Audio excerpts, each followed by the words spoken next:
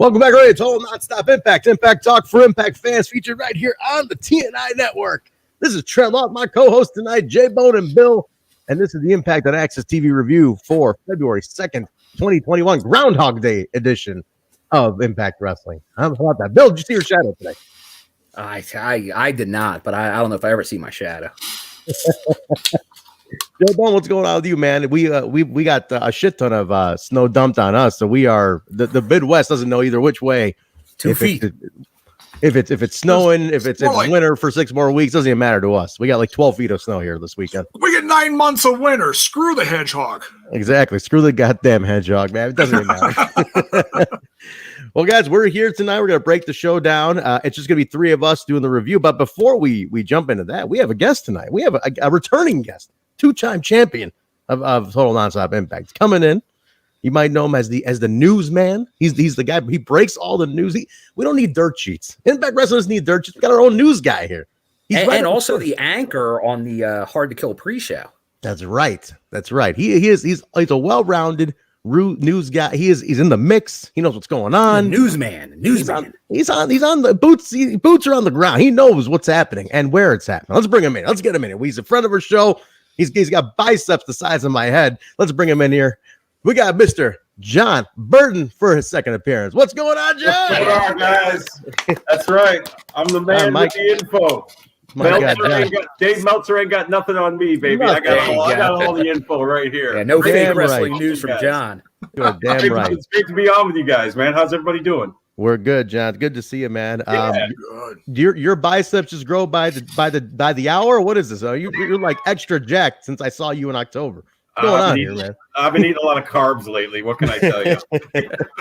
You could seriously cosplay as Lashley. Seriously. I've been told that's why I wore the plain black hat to get my Lashley look going. So I posted a tweet tonight because you saw that ad with the Good Brothers and their action figures. Yeah. And years ago, I captured a picture of a Lashley action figure. And that was my avatar for a while on social media. And I had some people fooled and thinking it was me. And I tweeted again tonight. I said, hey, don't forget to get your JB action figures. And I put an asterisk there. And then underneath the asterisk, I said, not actually me. Not a real I don't want Lashley coming at me for gimmick infringement. That guy could kick my ass. So, I'm going to avoid speaking that. of gimmick infringement, if Tony Khan saw you, because he thinks he has biceps, he'd be very intimidated by you, Jon. Oh yeah, Tony Khan sitting there with like his biceps perked. I think we got to send you down. He tries to pop him out. I saw Tony Khan at the tapings a couple of weeks ago, and he was kind of hanging around. And he needs to do some curls. But there we go. Look at that. His bank. My biceps may be bigger, but his bank account's a lot bigger than mine. So he wins. Well, he still has to run the Jaguars, Jon. Yeah, that's true. I mean, it was him. I'm in Titans country here in Nashville. Yeah. And there's a Jaguar guy walking around. You can get that butt beat, man. Ooh. And after what he's been saying about Impact, he definitely. Yeah, really. They're about to get Trevor Lawrence, so I think they're going to take off. So we'll see. Now, Jon, you are. I gotta say, I wasn't joking about how jacked this man is. When I saw you in October, Jon. And I remember I said, hey, I'll see you tomorrow, whatever else, catch you tomorrow. And I patted you on the shoulder. You damn near sprained my wrist, Jon. This guy is built like a mountain, like Stone Mountain. Unbelievable. I was like, man, what are you, Jon? You gearing up for a run in the ring? What's going on here, man? Well, you know what? I haven't been in a ring in a while. I did some indie work in the Pittsburgh area, which we talked about, I think, the last time I was on. I'm kind of like Cardona, man. I'm always ready. Just, I stay ready so I don't have to get ready. You never know what could come along. You never know what could happen. And plus, I'm also a personal trainer, so you got to look the part, right? There we go. You got to look the part. You can't be telling people to exercise and lead a healthy lifestyle if you're not doing it yourself. So good point. That's what I chalk it up to. Very cool, man. You can't be looking like Homer Simpson like myself. you look great, Jaybone. Come on. You might have a client in Jaybone right there. You might have to meet each other halfway, but you got a potential client here. Jaybone, 2021 is going to be the year of the bone. Like, you get jacked, Jaybone. I like that. The year of the bone. That works. Well, Jon, you were just down at Hard to Kill. You did the panel again, the news panel with Madison as well. You were next to her on her farewell. How was the Hard to Kill experience, man? And it's a monumental pay-per-view. It's historic for wrestling. If you're a wrestling fan, rarely has it happened where one champion appeared on another one's show and there's defenses and cross champions going on. I mean, it's memorable to be even a part of it. How was the experience for you? It was incredible. You know, you're right. It was a monumental night for the industry to have two companies like that come together and have the champion from, you know, another company come in and perform on a pay-per-view at Impact. And, you know, to see Rich Swann and to see Kenny Omega in the same ring at the same time was spectacular. That was a great pay-per-view. Great main event, I should say. The pay-per-view was good. The Ethan Page versus the Karate Man match notwithstanding, but everything else was fantastic. I mean, you know, Eddie and Sami tore it up in the barbed wire massacre match, which was unbelievable. And you just knew it was going to be just a violent bloodbath, and we kind of like that kind of thing, right, guys? Absolutely. And the Deonna versus Taya Valkyrie match was unbelievable. I mean, Deonna Purrazzo just gets better and better and better and better. And you know, I watch her.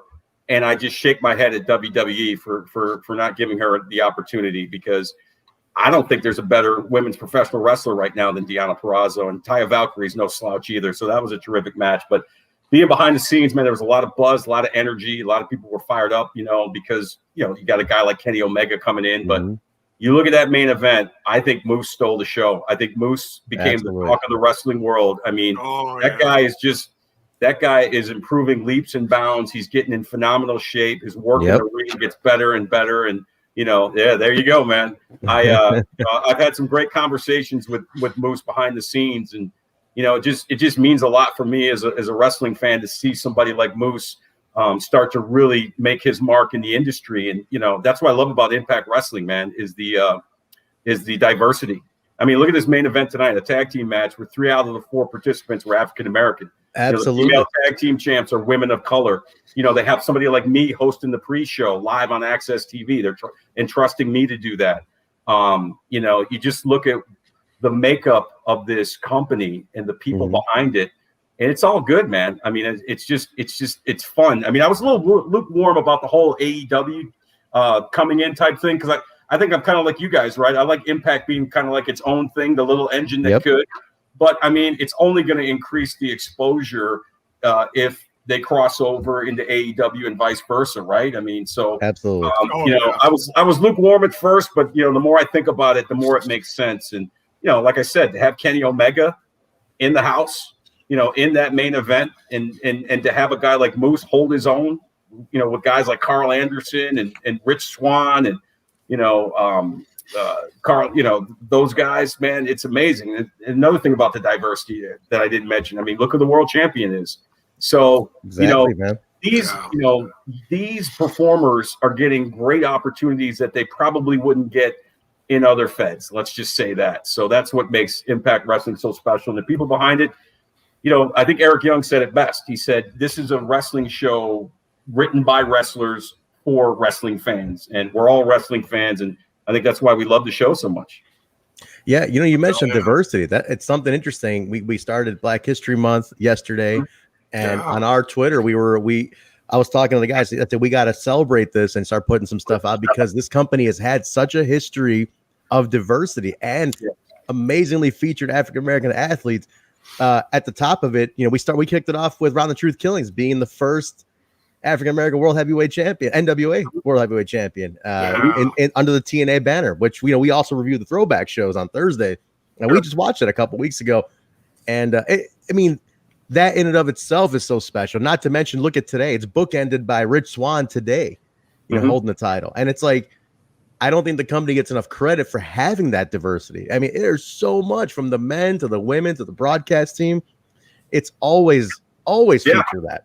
Yeah, you know, you're right. The new broadcast team, you know, you got D'Lo Brown doing, you know, color commentary, and him and Stryker, I think, are going to make a great team as they grow and develop. So, you know, that's what makes me so proud to be a small part of whatever happens at Impact Wrestling, because they're giving people a chance. They're giving these men and women an opportunity to wrestle on TV, to cut promos, to be stars. And, you know, I just, that's what I love about it. But yeah, being around at the Hard to Kill pay-per-view was amazing. Like I said, a lot of buzz in the building. behind the scenes was great. Being a part of the pre-show panel with Madison and having her announce her retirement live on TV, and I got to give her flowers. And Scott and I thought worked really well together. Scott D'Amore and I. So I just, for them to give me these opportunities to do that and trusting me to do it, it means a lot. And from Josh Matthews to everybody in the production crew, and it was great because after the pre-show, I was hanging out in the back, and Trey Miguel made it a point to come up to me and shake my hand and say, "You did a great job on the pre-show." And I'm a big fan of Trey Miguel, so that was huge. So, by the way, how great is it to have him back in Impact Wrestling? Yeah. It was unexpected. Definitely unexpected, and it's great. It's great because it's like I like how they addressed it tonight too. Even Sammy was like, "You were only gone for like a cup of coffee. What are you talking about?" But he's like, but like it's him to make out to prove something. And there's a part of that is very real. It's like he was a part of a team that you have, like he called it on the show tonight, crutches. I was basically leaning on two other people. It's only me now, and it's something I feel he's always tried to find that identity. I think he's always been a fantastic solo performer too. And Bill and I, we do a lot of indies. I work at some indies in Chicago. Bill goes to a ton of, we see him all the time, and we know as a solo, he has it. And he just needed that spot to break out. And this was it. I mean, he was gone for a couple of months, but man, that few months really ignited something. And I'm excited to see that as well. He looks great. He looks in phenomenal shape. And, I think he's looking to really expand his character. And I think that's going to be exciting. I'm also excited for Josh Alexander. I think it's another one. I tweeted tonight. I said, I think he's going to kill it, in singles. He had a big win tonight over Madman Fulton, which I thought was great that he got to go over in that match. And, I want to see where he goes with his character now that, he and Ethan Page, aren't together anymore. I think the sky's the limit for him as well. He's another one that I've worked with him at AAW in Chicago on solo stuff, his solo run. He is, and I tweeted this today, this is a whole next level athlete when he's solo. Not to take away from the tag team stuff, but they had a great run as tag team champs. Oh, but like Bill, you've seen his solo stuff too. I mean, Josh is a whole other ball game when he's solo. He's got that style, and I know people in the watch along were even saying he's like an Angle 2.0. Yeah, and that's kind of his style. It's very similar. He's the Canadian Kurt Angle. It's and you don't see that a lot. He brings something different to the table that you don't see a lot today, and that definitely makes matches a lot more interesting. Eerily similar in a lot of ways with the broken neck and everything. And a lot of that going on. The headgear, the whole deal. He's got the ankle lock. I mean, he reminds me of a young Kurt Angle, and so and I think that's how he should be booked. He's the walking weapon. He's the wrestling machine. Nobody can beat this guy. He's a cyborg like Kurt was. Truly is. Except I think Kurt Angle was wearing a wig with his headgear. Great memories of when he shaved his head. Hey, who knows more about hair than us, Jaybone? Come on. That's right, you guys. I'm hanging on to it as much as I can here. It's thinning, but I'm hanging on to it until I'm at you guys' level. We'll see though. Those guys new shirt. Look at that. I gotta copy one of those. Yeah, next time, John, you gotta throw you some couple of t-shirts. You got one of those cool track suits too that everybody was walking around with. These nice track suits everybody's got. I was walking around like a puppy dog. I was just like, can I have one of those? Those Impact track suits are fly, man. They look cool, man. They're really. I love the colors, man. Yeah. Everybody was walking around with it, and like everybody I saw was walking around the track suit. I was like, can I have one? I hosted the pre-show. So like, here's a t-shirt. Get out of here. Yeah. I gotta. John freaking Burton, come on. I gotta get that Swingers Palace t-shirt. Top of the list. I gotta get the Deonna t-shirt, and I gotta get that Walking Weapon t-shirt that Bill just held up. Very cool, man. Very cool. You got a favorite, John? Who's really got your eye? Who's your one to watch, and who's the match you don't miss every week? Who's like your top favorite? Man, that's a tough question because I'm big fans of everybody. I think I said this the last time I was on. I'm a huge Chris Bay fan. Love that guy. I've had a chance to chat him up, behind the scenes a little bit, and I mean that guy's for a young guy. He's got his head on straight. He's in phenomenal shape. He never has a bad match. He had a match when I went to the taping. He had a match Or actually, you remember the match he had against Rich for the title at the phenomenal match. And I marked out on him a little bit. I was like, that was a great match, man. He's like, and somebody said that was like his fourth match of the day, or like his third or fourth match. Really? You could never tell. That guy can just go. So I'm a huge fan of his, and obviously, big fan of Moose. I love Rich. I had him on my radio show. Oh, cool.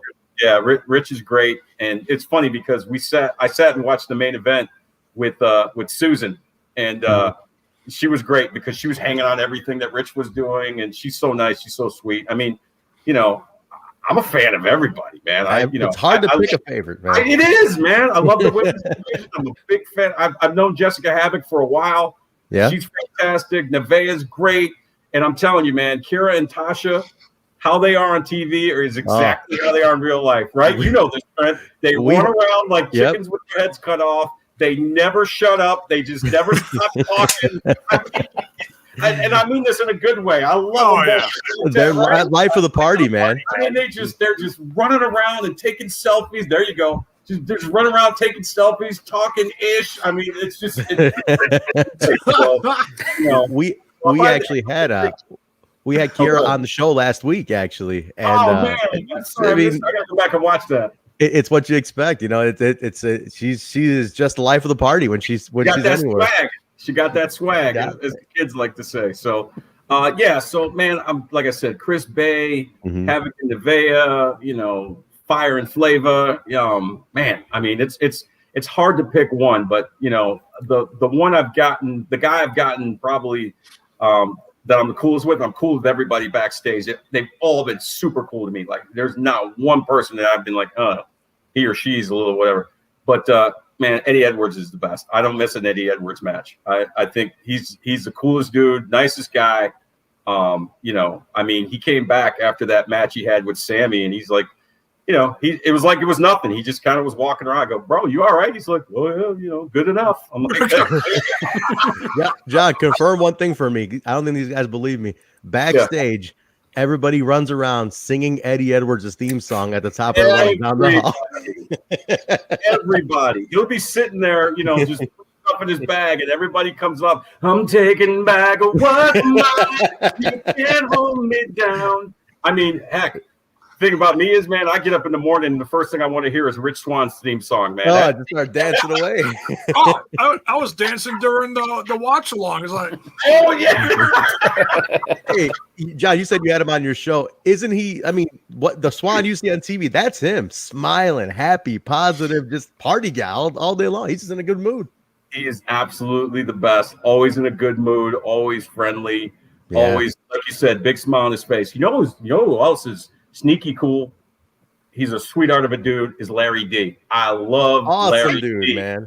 How cool is Larry D, man? Super cool guy, man. Real humble. Yeah, we sat there and he was the first person I saw when I got there for Hard to Kill. And we sat there and talked for like 20 minutes and just he was talking about his dad and talking about just everything going on. And I've known James Storms for a while. It's good to see him in and out. I don't know if he's going to be sticking around for a while, but I've known James, and James has now been super cool. So it's just fun to walk in there and just kind of see everything happen and just I try to stay out of everybody's way. I just I only speak when spoken to. I just because I know people got a million things to do, but the interactions I've had with the performers there has been amazing. You're not taking selfies. Yeah, I think we all were wondering that question. Yeah, you know what? It's funny because the last two times I was there, when I was there for Bound for Glory, I took a picture with Rich right after he got out of the ring and beat Eric Young. And then before that, I took a picture with Eddie when he won at Slammiversary.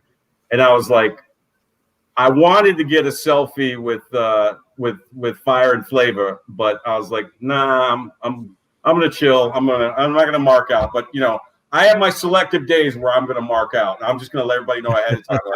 Like when I was there, I got to meet Gail Kim and legendary. Scott to her, and I said, Scott, hold on a second. I said, I got to mark out for a second. I said, you're the GOAT. You're awesome. Gail, she's the sweetest person on earth. She's like, oh, thank you so much. So, once in a while I will mark out. I reserve the right to mark out once in a while. I'm going to bring attention to two comments in the chat, John, and this is for a reason there. Armand saying, I learned from Trent's mistakes, and then one saying, watching Trent's face. What this means is, now this is what happened to me Bound for Glory weekend. Now, Rohit is my boy. We worked together extensively. That is my guy. Okay, I was very proud to be down there. He's a great one too. I was proud to be down there with him and just see him in that element and just be around. You know, I've seen him work them on his rise as well. And I said, you know what? It's kind of cool. I'm here with you. And you know what? He was getting his photos done. Basil's taking the pictures, and I said, let me jump in for a quick picture with you. You know. And I have not heard the end of this from Ingrid and the entire crew. I got nuclear heat, John. I got heat. I got more heat than like, man, I don't even the worst heel that you can imagine. I got that go away heat. That's what I got. And they haven't let me. Yeah, because for Bound for Glory, they were taking pictures, and Basil was like, "Hey, John, come on up." I'm like, "No." Yeah, I made that mistake, like, John.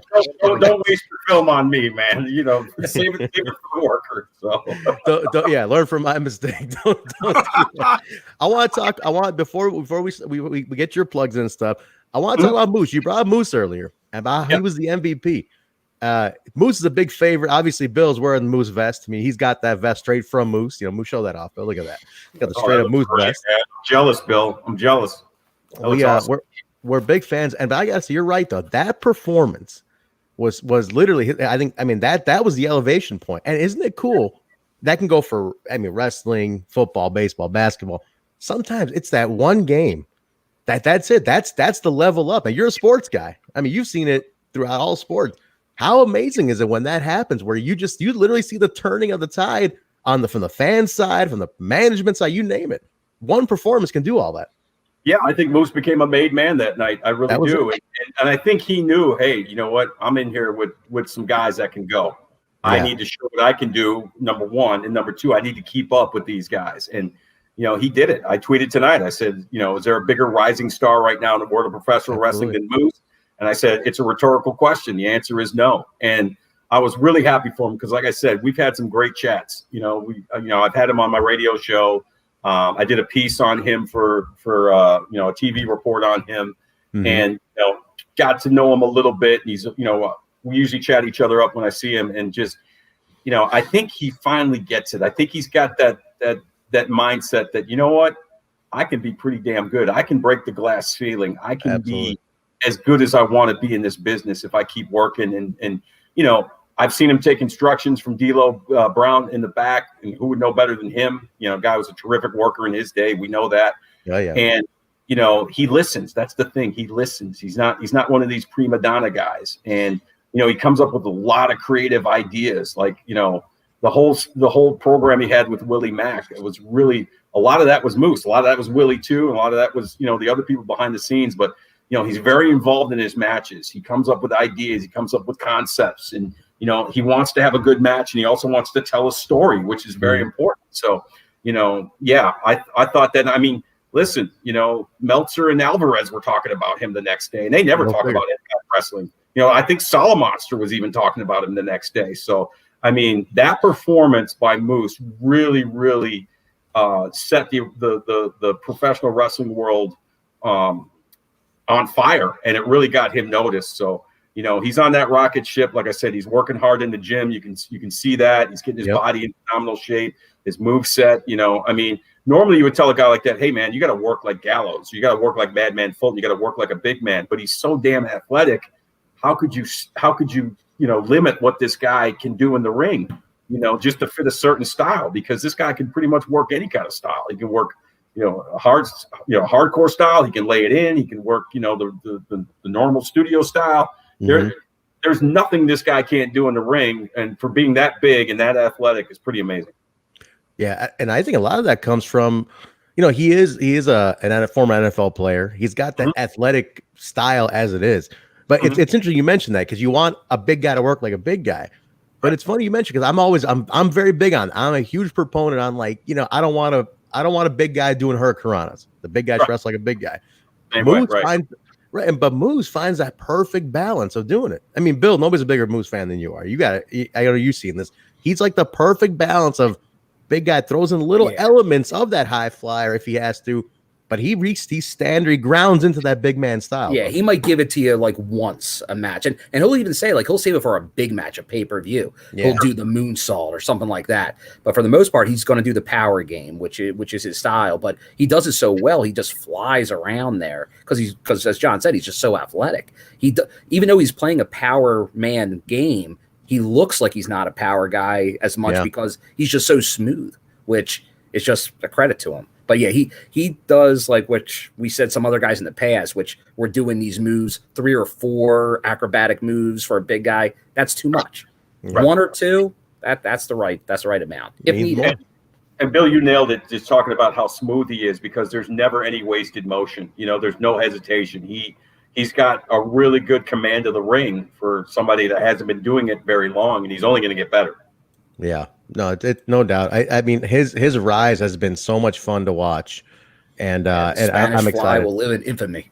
Yeah, that Spanish Fly, it was amazing. Dude, he popped the boys in the back. I can tell you that. He popped the boys in the back and the girls. That's cool, we heard from the people in our chat that the people on Reddit stopped talking about GameStop for a day, and we're talking about Moose. John, you get in on that? You get on that GameStop and AMC craze? Tell me you got a couple of bucks out on this deal. Nobody called me. That stuff's way over my head, man. All I have is a little bit of savings and a 401k, and I'm good. You know, yeah. And, you know, I'll live off of whatever I got left, and I'm bad with numbers. I'm never been really great with money, so I've always wanted to get into the stock market, but I guess it's never too late. But right now, I'm just trying to keep my head above water. That stuff got crazy last week, didn't it? Yeah, it was nuts. Listen, you can't be as bad. Jaybone put up his house for the Super Bowl this weekend, so I mean, you can't be as bad as Jaybone.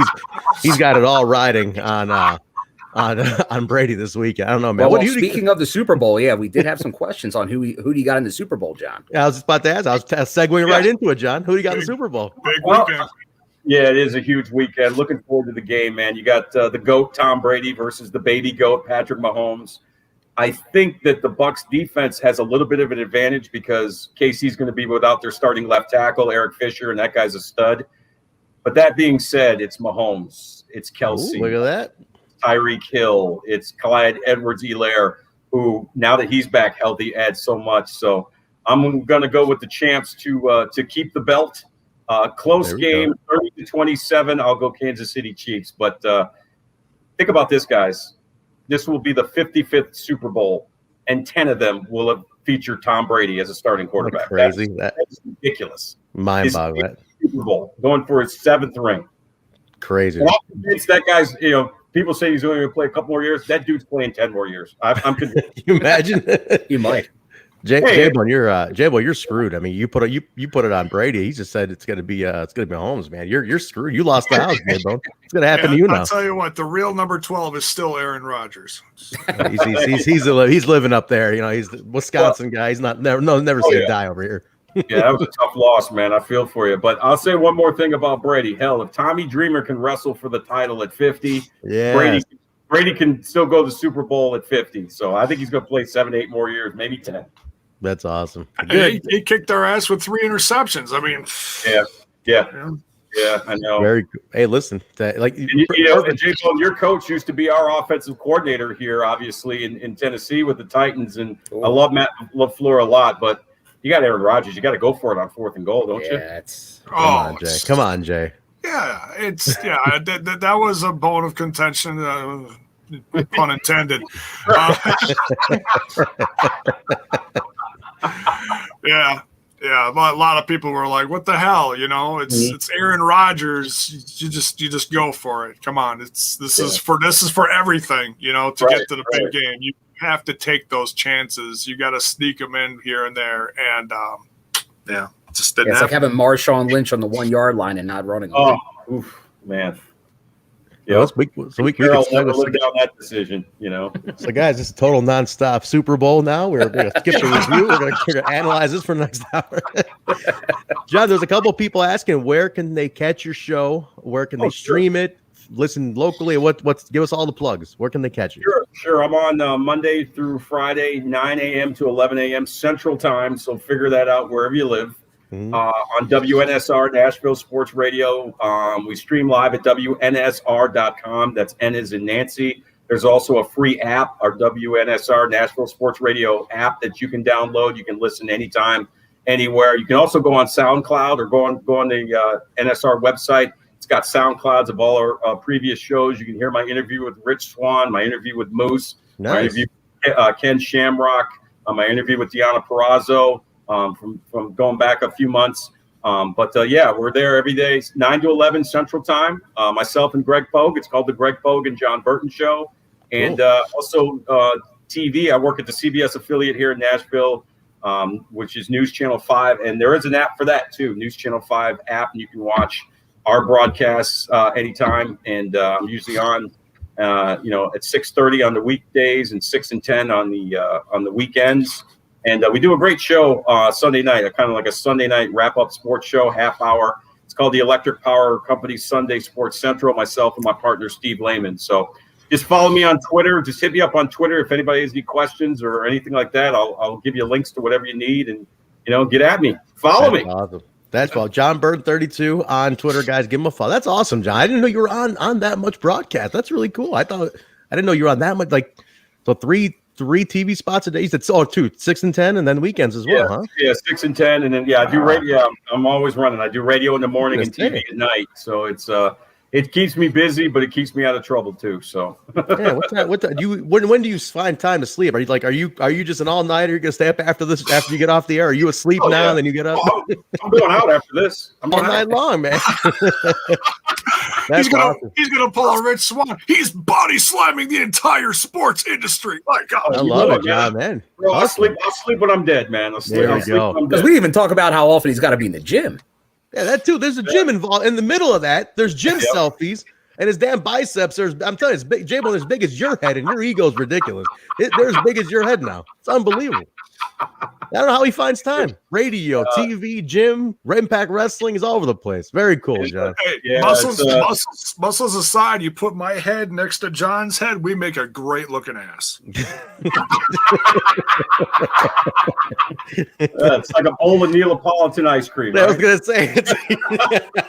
There you go, John. Any more Impact appearances? Are you set for anything else, or are we just leaving it to surprise? Well, knock on wood, hopefully the pay-per-view in April. I'm looking to possibly be a part of that. Haven't really talked to anybody, but it was kind of, when I left that weekend, it was kind of alluded to that they may have interest in me coming back for the next, not the one coming up on February 13th, but the one, the next 24th, I believe. The April 24th pay-per-view. So, I already put in to be off that day at work. So so that's I only work Saturdays and Sundays, but so I'm hoping to be a part of it. And whenever I'm there, whether I'm checking out the tapings or I'm there the day of the pay-per-view, I just make sure that I stay in Scott D'Amore's eyesight, and so he sees me. It was funny because I was walking out the other day. I went to the tapings for a couple hours on a couple Tuesdays ago, and I was getting ready to leave, and Willie Mack, who I'm cool with, that guy's so cool. Willie's the best. And cool. It was funny because I said goodbye to Scott, and I was walking out the door, and I actually heard Willie go, "You ever think about doing an angle with him, man?" I was like, "Oh, let me get out of here." Let me get out of here. So, I might have a few flat back bumps left in me. So, maybe we can have Ken Shamrock beat me up or something like that. That'd be kind of cool. I'll say this, John. I think you could do a lot better job than some of those security guards. Bill's got an ongoing feud with the security guards who come running out. He's got an ongoing feud with these guys, and I think. Yeah, you're right, Bill. I mean, if John get in there and actually stop something from happening, I'm sure he could probably be the one to do it. Oh yeah, that'd be fun. Awesome. I'd love to do something like that, man. That'd be great. Hey, listen, Brandon in the chat saying he's going to harass Scott on Twitter until you're confirmed. That's what they're saying in the chat right here. So, all right. There you go, guys. Tag him, Jon Burton 32. Follow him. Keep up with the Watch his broadcast. It's sports. If you're a sports fan, he's the guy to tell you. He's a friend of wrestling. He's a friend of pro sports as well. Follow him. This is somebody He's a friend of our show, friend of mine, John. It's great. It was great seeing you a couple months ago, man. Yeah, I hope to catch you again. If you're ever in Chicago, you got a place to hang. You got somebody to hang out with. You just let me know, man. I appreciate it. I appreciate you guys having me on the show, and I love this podcast, and I love how you guys really beat the drum for Impact Wrestling, because more and more people need to check it out, because let's keep it real. A lot of the other major feds ain't getting it done right now. Okay, I'm being polite here. Yeah. And this is a company that delivers week to week. It's great wrestling. It's great characters. It's characters, like we said, you don't normally see at other feds. All shapes and sizes, colors, races. It doesn't matter. Come one, come all. And that's what I love about Impact Wrestling. And I love the fact that you guys, are so into it, and you guys do such a great job with this podcast. So anytime you guys need me on, let me know, because usually, if I'm watching Impact Live, I don't always get to watch it live. But when I do, I always try to live tweet and just get everybody going. And I was going back and forth with Susan tonight. It was fun. And nice. So, you gotta be careful, Susan. I said, I'm pretty sure it was Susan who was heckling LeBron James last night. Courtside Karen. Yeah, he sent me a meme, told me I was blocked and reported, so I guess I'm in trouble. We got sideline Susan. We got courtside Karen. I retweeted it. Go on my Twitter and check it out. So ringside Susan. So but Nice. love what you guys do, man, and keep up the great work. And here's the thing, though, the scumbag. Both times I've been on, he hasn't been on. Is he ducking me? Is the scumbag ducking me? I think he's ducked. I think he's scared. I think he's scared of you, John. I think you might have to go get him. Actually, you might just ring him by the neck and bring him to the damn show. I'm calling you out, bro. Okay. Next time I'm on, I better see you, or I'm coming to see you. He says he has a job, John. Who would employ that guy? I mean, come on. I keep asking myself the same thing. John, thank you again, brother. We really appreciate it. It was awesome to have you, man. Anytime, listen, let's do it. Let's make it semi regular here. If I see you tweeting, I'll hit you up that night. But hey, you're around, you want to just pop in, touch on the show for a few minutes. That'd be great, guys. People love you. All of our listeners absolutely love having you on, man. Thank you guys, man. Thank you. And just keep watching Impact Wrestling, support Impact Wrestling, follow the workers on Twitter, tweet at them. They're great. And let's make Impact Wrestling bigger. Let's keep it going, keep the fire going, and great shows like this are going to keep it going. So thank you guys so much. Thank you, John. We appreciate it, man. Like, guys, give him a follow. We're going to put all his plugs in the description of the video. So if you don't remember from earlier, go in the description of the video. They'll all be in there. Link to John's, all the websites, his personal Twitter, everything will be all in there. So go ahead and connect with him and give him a listen and a watch if you're locally, especially if you're local in the Nashville area. So, guys, Jon Burton, everybody, thank you again, John, for being here. We appreciate it, man. We'll talk to you soon. Take care, brother. Be safe. All right. Jon Burton, everybody. Look at that, huh? What a guy. What an absolutely great guy. Like, he's probably like I think he's one of our listeners' favorite guests. Like, people love having John on here. Like, he's the perfect guy that they bring in to do like those roundtables for the pre-show, because you can just tell he just has the positivity. Like it just comes off. It's natural, and that's what we want to hear. You don't want to hear someone that doesn't seem interested, and you can tell he loves the product. That's he truly loves it. That's why hopefully people watch us. They know we love the product. Yeah, no, it's great. It's great. More definitely, I want to make it. Jay, let's say it right now. We'll make John a very regular guest here, man. If he's around, pop him in. Every month and a half or so, just get his take on stuff. Why not? There you go. Yeah, why not? It's great. He's a sports analyst, for God's sake. Who's going to give us a better breakdown than John, right?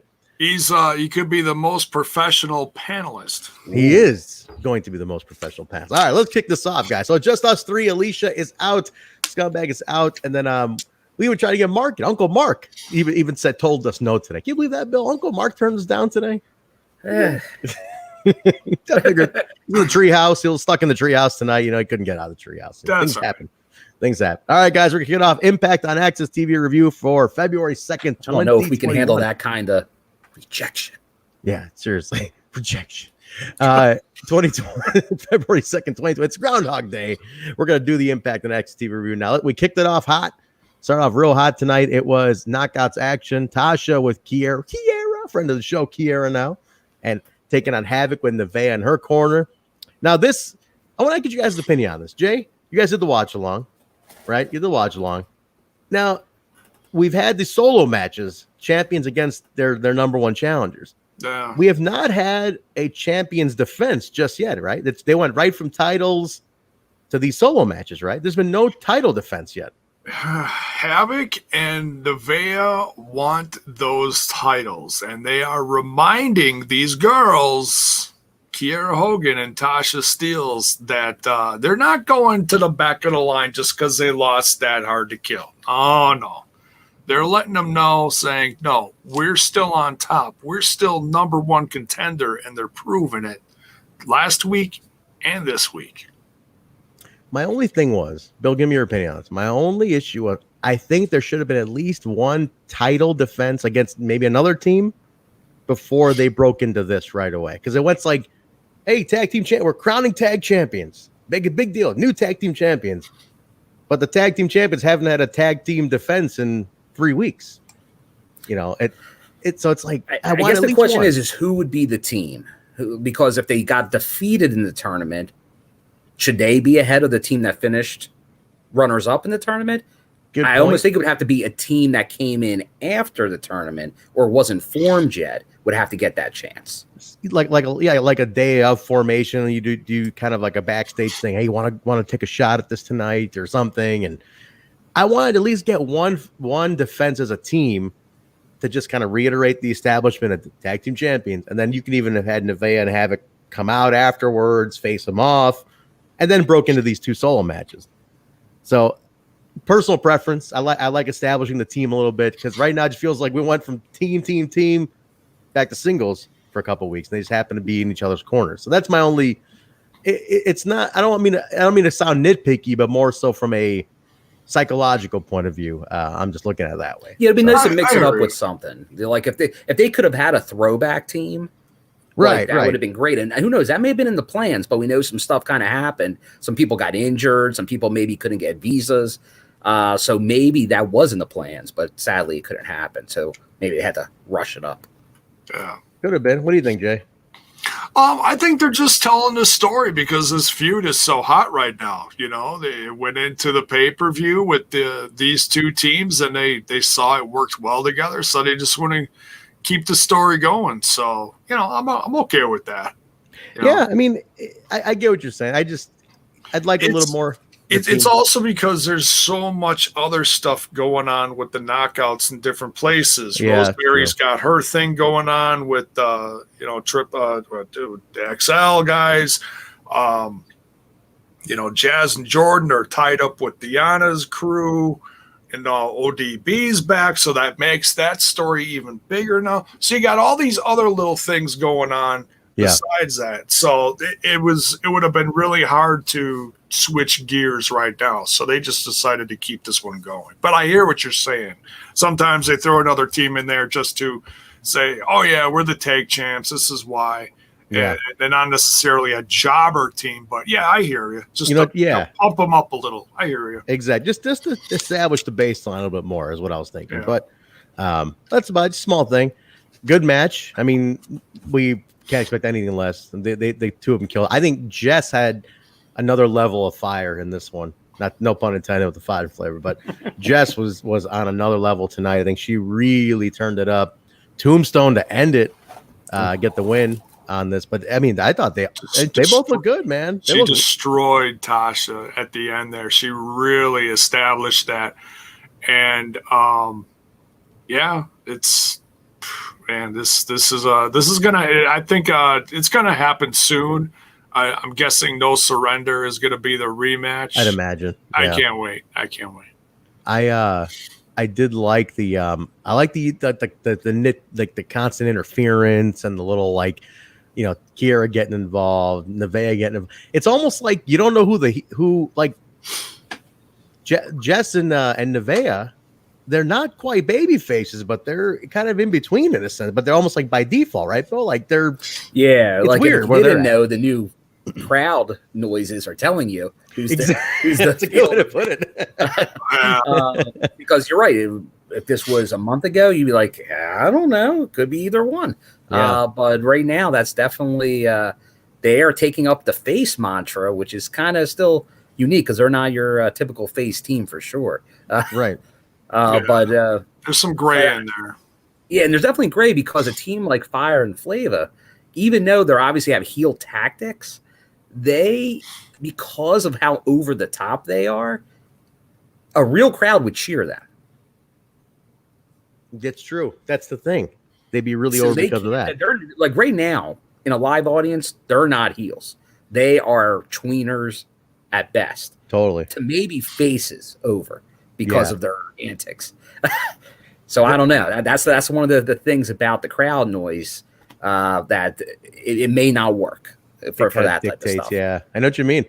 A lot of love for the Sea Stars in the chat right now. Yes, a ton. Oh yeah. And I think I was thinking the same thing, more so because they're kind of like the unassuming team, right? They were early on the whole thing. They could put up a good match, but they'll kind of it'd be a perfect team to establish the tag champs on. But people in the chat are blown up about the Sea Stars. They love the Sea Stars, which I found out. Did you know it's a play on words? This took me my buddy referee Nate pointed this out to me because they're actually sisters. But they're Sea Stars. I was like, no way, that's it. There you go. Get out of here. There's no We way. love a good pun. It is a pun. It is definitely a pun. Play some sound bites, goddammit. Come on, we got enough sound bites in here. Play something. But definitely a great pun. But yeah, a lot of love for the Sea Stars. Again, make your voice heard, guys. Make your voice heard. Tweet Impact, tweet Scott, tweet Josh, whoever. Tag the Sea Stars. Let people know you like them. And you're saying it here is one thing. And we are very appreciative that Impact Management does listen, and we appreciate that. They listen to the show, and they've given us very good feedback on our show and you guys and whatnot. But tweet it out to Impact. Let it be heard on that public scale, because there's no better campaign than a fan movement that's visible. Make your voices heard. I keep going back to it. Vote with your dollars, man. Vote with your dollar. Like let it be. Let your dollars dictate what you want as a consumer, and that's one way to do it. Let the management. There it is. One day we'll get Tasha here. We're all gonna go around the round table and give our best. There we go. You like that? I feel like you're doing it you're going in front of the mirror every night and doing this. I was laying on my bed earlier today before Impact started, just chilling on the phone, plugging the show tonight, and I was like, what if we had Tasha on, and before she leaves, I go, Tasha, we're gonna before you go, we want you to judge our contest, And I mean, I gotta be a hands down winner in this. The way I'm practicing, I was pretty good. Good for you. That's right. I was half tempted to ask Jon Burton to try it. Oh, hey, wait a minute. I still want to put that campaign up to our listeners. Armand did it that day. I still say this. You guys want to put out your best quick little video of your best, we'll tag Tasha and tag us. We'll retweet that. Put it on Twitter. I'll put that back out. I'm serious. You guys should put that out there. Who knows? We might put a compilation and air it on the show. Hey, I'm down. We get enough of those. Armand did it that day. He did it during the show that day. He did. Yeah, and it was even approved, I believe. It was Tasha approved. Tasha. We get D'Lo and Stryker kind of giving us an account of last week, what happened with Shamrock snapping, turning on Sami. So that's an interesting element now. Sami and Shamrock they're Splitsville. That Wild Stallions are gone. That's it. And we cut to Scott D'Amore's office. Sami's there, feet on the desk, Bill. Puts feet on the desk. I mean, how dare he? Disrespect. Shoves him off. And goes, he has suspended Shamrock indefinitely. And Callihan says he's glad he did. If D'Amore didn't do it, he would have. So where do we see going? What's going with Shamrock here? What do we see with Ken? Is he a way to give him time off? What are we doing with Ken Shamrock now? What do you guys think, Bill? I think it's time off is what I think. I don't think he's gone. We were talking about this during the watch along. This came up, and this is, you got to remember, this happened off air last week. Technically, it wasn't on the show. It was in a flashback. If that's signing off your Hall of Famer, Ken Shamrock, I can't imagine that's it.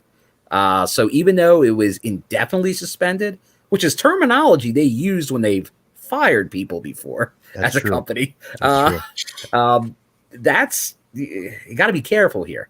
And obviously, I know he kind of teased some stuff with Tony Khan. Maybe I'll see you soon, Tony. Could he be on loan? Maybe.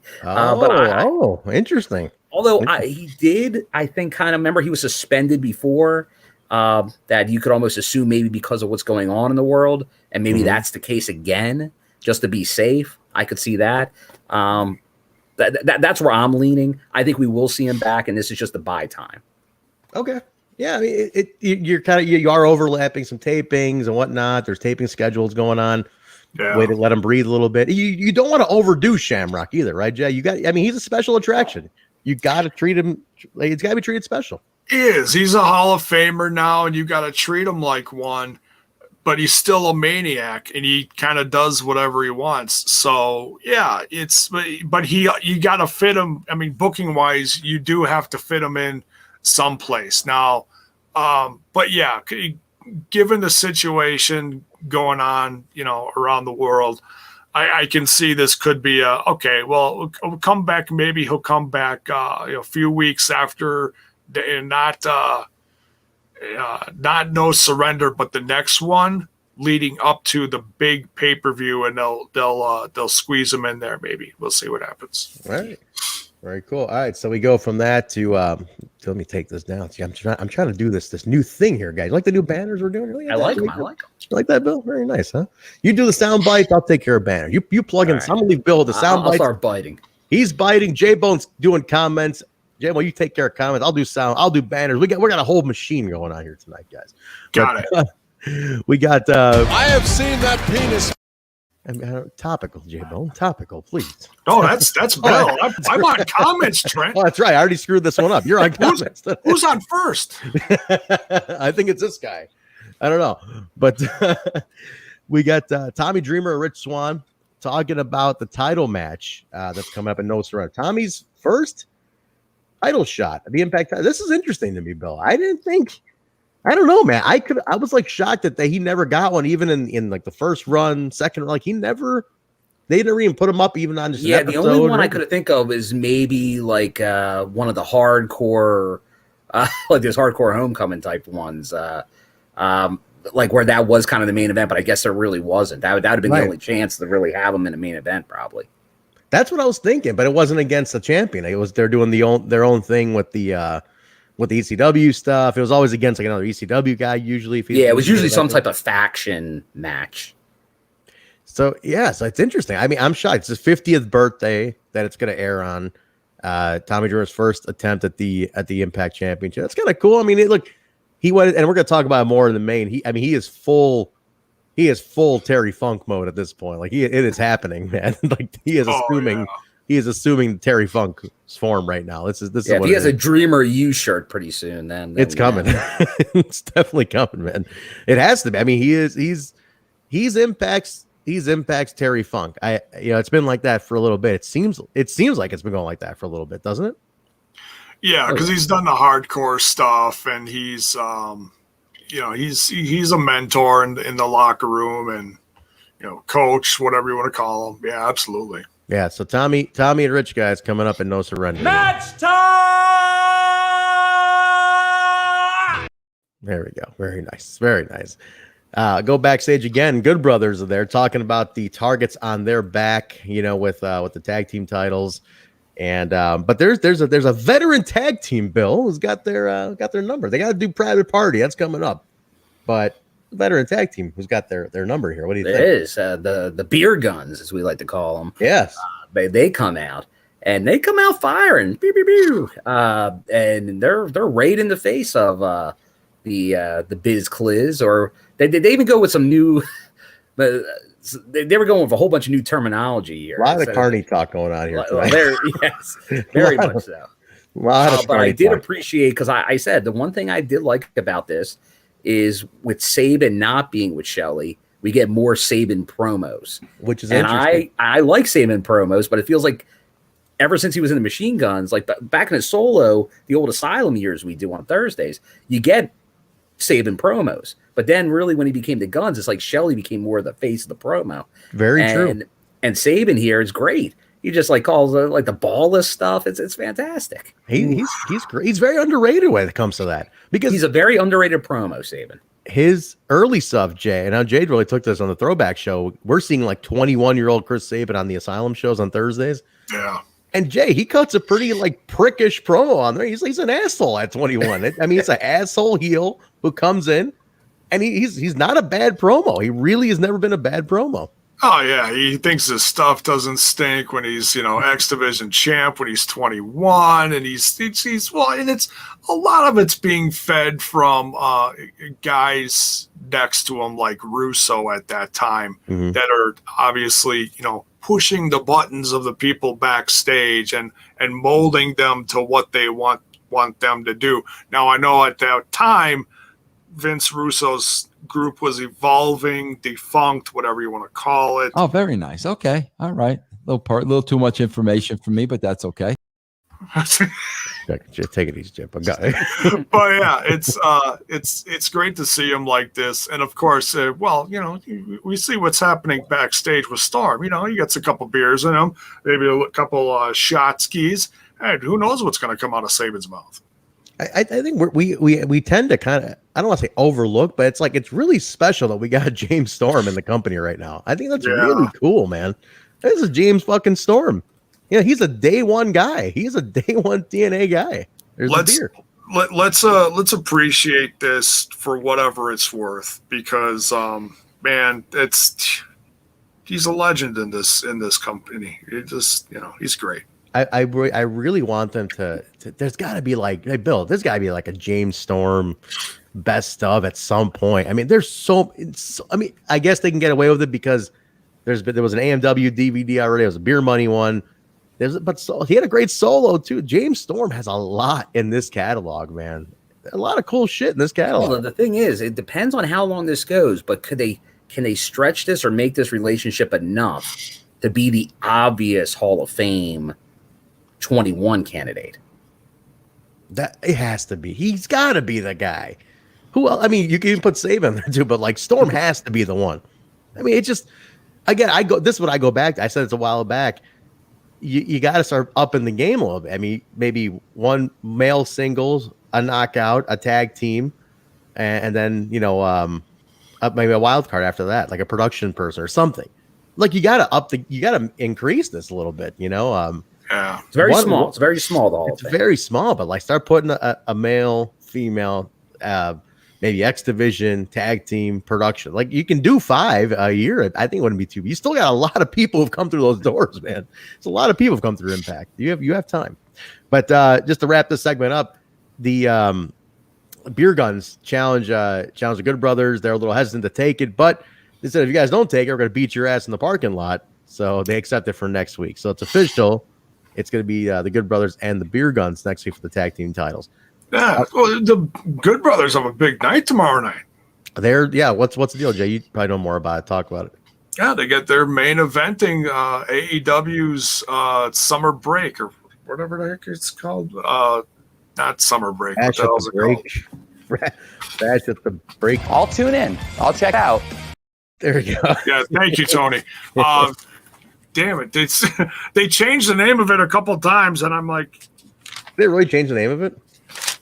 It was something a few months ago, and now it's Splash Slam, whatever. I'm sure it's in the chat. Somebody's saying, there you go, Beach Break. Beach Break. There you go. Thank you. Yeah. Pardon my senility, but yeah, I'll be covering that on Smash This Podcast tomorrow night. So it's Kenny Omega and the Good Brothers main eventing against Jon Moxley, Pac, and Phoenix, and that's a can't miss. Sadly, I understood about half of that. Just check. I agree with Tom. All right, next match, guys. We got Madman Fulton taking on Josh Alexander. Now this was up until this point, I said this was match of the night. And I think it's actually, to be honest, I think it still is. This was fantastic. Josh solo is a machine. We talked about Jon Burton at the top of the show. Josh Alexander has a solo. And by the way, no slouch. Great to see Madman Fulton have a solo match too after a while, huh, Bill? Yeah, no, it's I can't remember the last time on TV, not including Explosion, that Madman has had a singles match. Mm-hmm. I think we have to go pretty far back. Critical Sting might be able to tell us when, but it was quite a while, and he looked good here. He didn't come up with the winning end, but he did look. He fit the part, and I think part of that is it's a credit to both. I think Josh is a very good worker, and everybody that was worried about the pre-show match where he did not win over Brian Myers, but I think everyone was like, just settle down. He'll be on his run, and now everyone after tonight is like, Josh Alexander, world champion, Kurt Angle version 2.0. Dude, he was killing it today. Why cut my mic, Bells? What is this? What did I say? I'm sitting here putting Josh Alexander over. What are you talking about? I gotta cut my mic for that? I'm literally putting this guy over like he's the second. Oh, maybe you putting over the show down south. Maybe I don't know. I'm not putting over anything down south. That was Jaybone. That's my job to put over the job. He's got a podcast. Jaybone's making a living putting that stuff over. Not me. Anyway. But no, Josh, fantastic. Jay, I think you as a Kurt Angle fan, not to keep harping on that connection, but the fact is you can see the influence. You know what I mean? Like he's got it. He's got that influence. That's the guy. He's the new generation. Yeah, he's absolutely Angle, V2. Absolutely. Yeah. And I mean that with the highest compliment. There's a lot of similarities. He's a workhorse. And this was a big win for Josh. He needed that. Is it a setback for Ace and his little family there? Not really. I think it's just this is a whole new story for Josh Alexander, and we just got to watch it unfold. Yeah, no, real cool. Josh gets the win on this one. It was a great match. I think Josh. This is going to be a hell of a rise, though. You guys in the chat too, sound off on this. Where do you want to see Josh go from here? Based on where the title is now. Again, I wish we had a mid level title right now, just so you can use the guy you can have somebody anchor it in the meantime. Let Josh warm that up until it's time for him to go on. But where do you guys want to see him go? What I think do we just have him? Personally, Bill, I'm going to toss to you in a second. But personally, I think have him just start plowing through like the roster. Like just give him singles and just let him kill it. Because you give Josh, just from personal experience at AAW, he's a focal point at the company. If you give Josh you say here, just go, like the guy is giving you a 5-star performer. He is unreal. When you say, go do your thing. Just do it. Get out there and kill it. He's that guy. He's that guy. Oh, no, I agree. He definitely is. And just because I know a lot of people, especially today, are doing comparisons with Angle. Mm-hmm. At one point, remember when Angle was going for all the belts, he was in the X division. He was doing X division stuff. I don't put it out of the realm of possibility to have Josh maybe do an X run. Ooh. I'm all about the no limits. I go old school with the no limits. We got to remember that's why I say throw Jordynne Grace in there. Throw Josh Alexander. Hell, give me a match at some point where it's Josh Alexander versus Jordynne Grace, and there's an X Division title on the line. Why not, though, right? I mean, really, why the fuck not? Like, what do you lose? It's a no-limits division, so why not? I'm with it. I'm with you, Bill. I think we harp on this. You guys don't watch the Throwback Show on Thursday. We harp on this a lot.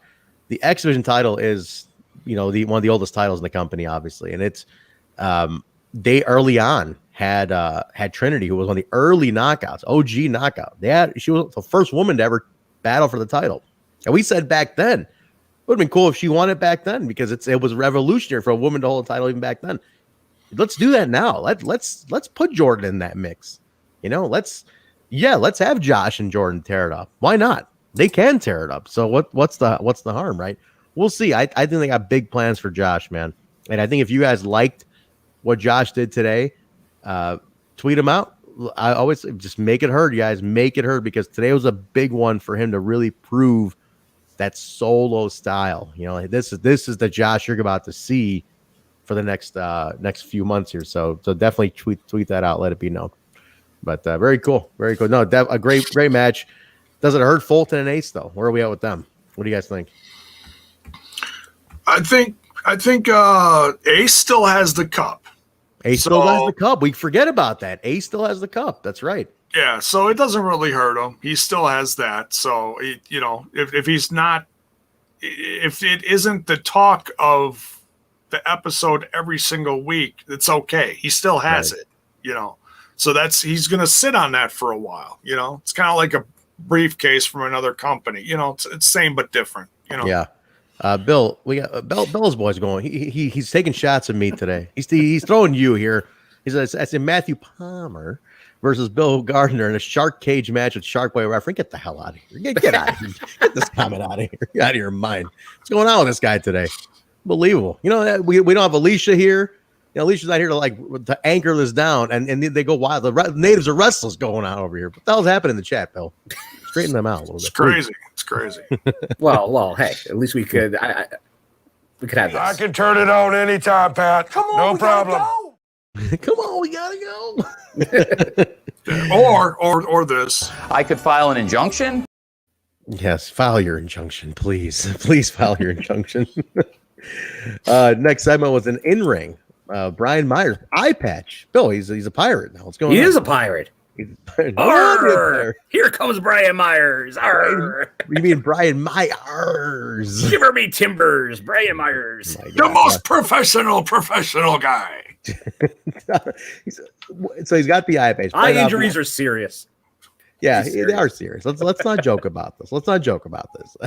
Brian Myers in the ring, and he's calling out Eddie Edwards, huh, Bill? We'll set this up a little bit. He's calling out Eddie. Yeah, he comes to the ring. He has a doctor's note. He's very professional, and he has his note. But that doesn't stop Eddie, because Eddie comes out. But then it's all, we find out that he will not face him, but Hernandez returns. I do miss Pope. I do miss. I see the flashbacks. I do miss Pope. I used to love that he called him Hernandez, shot of caffeine, Daddy. Eddie would do the dive. Pope was underrated, man. Pope is an underrated color guy. I swear, color comment. Pope is pimping. He was pimping. Pope be pimping, man. Pope was the main event of Lockdown 2010, I believe, with AJ Styles. I think it was Pope and AJ. Lockdown 2010 for the title. Let's not forget that. He was a main eventer. I like Pope, man. Pope was cool. Jaybone, I feel like you should watch some commentary that Pope did, and I want you to just do your reviews in the Pope style of commentary from now on.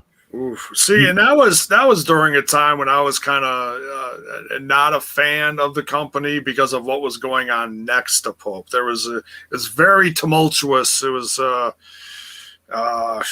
rough. You know, the whole JB versus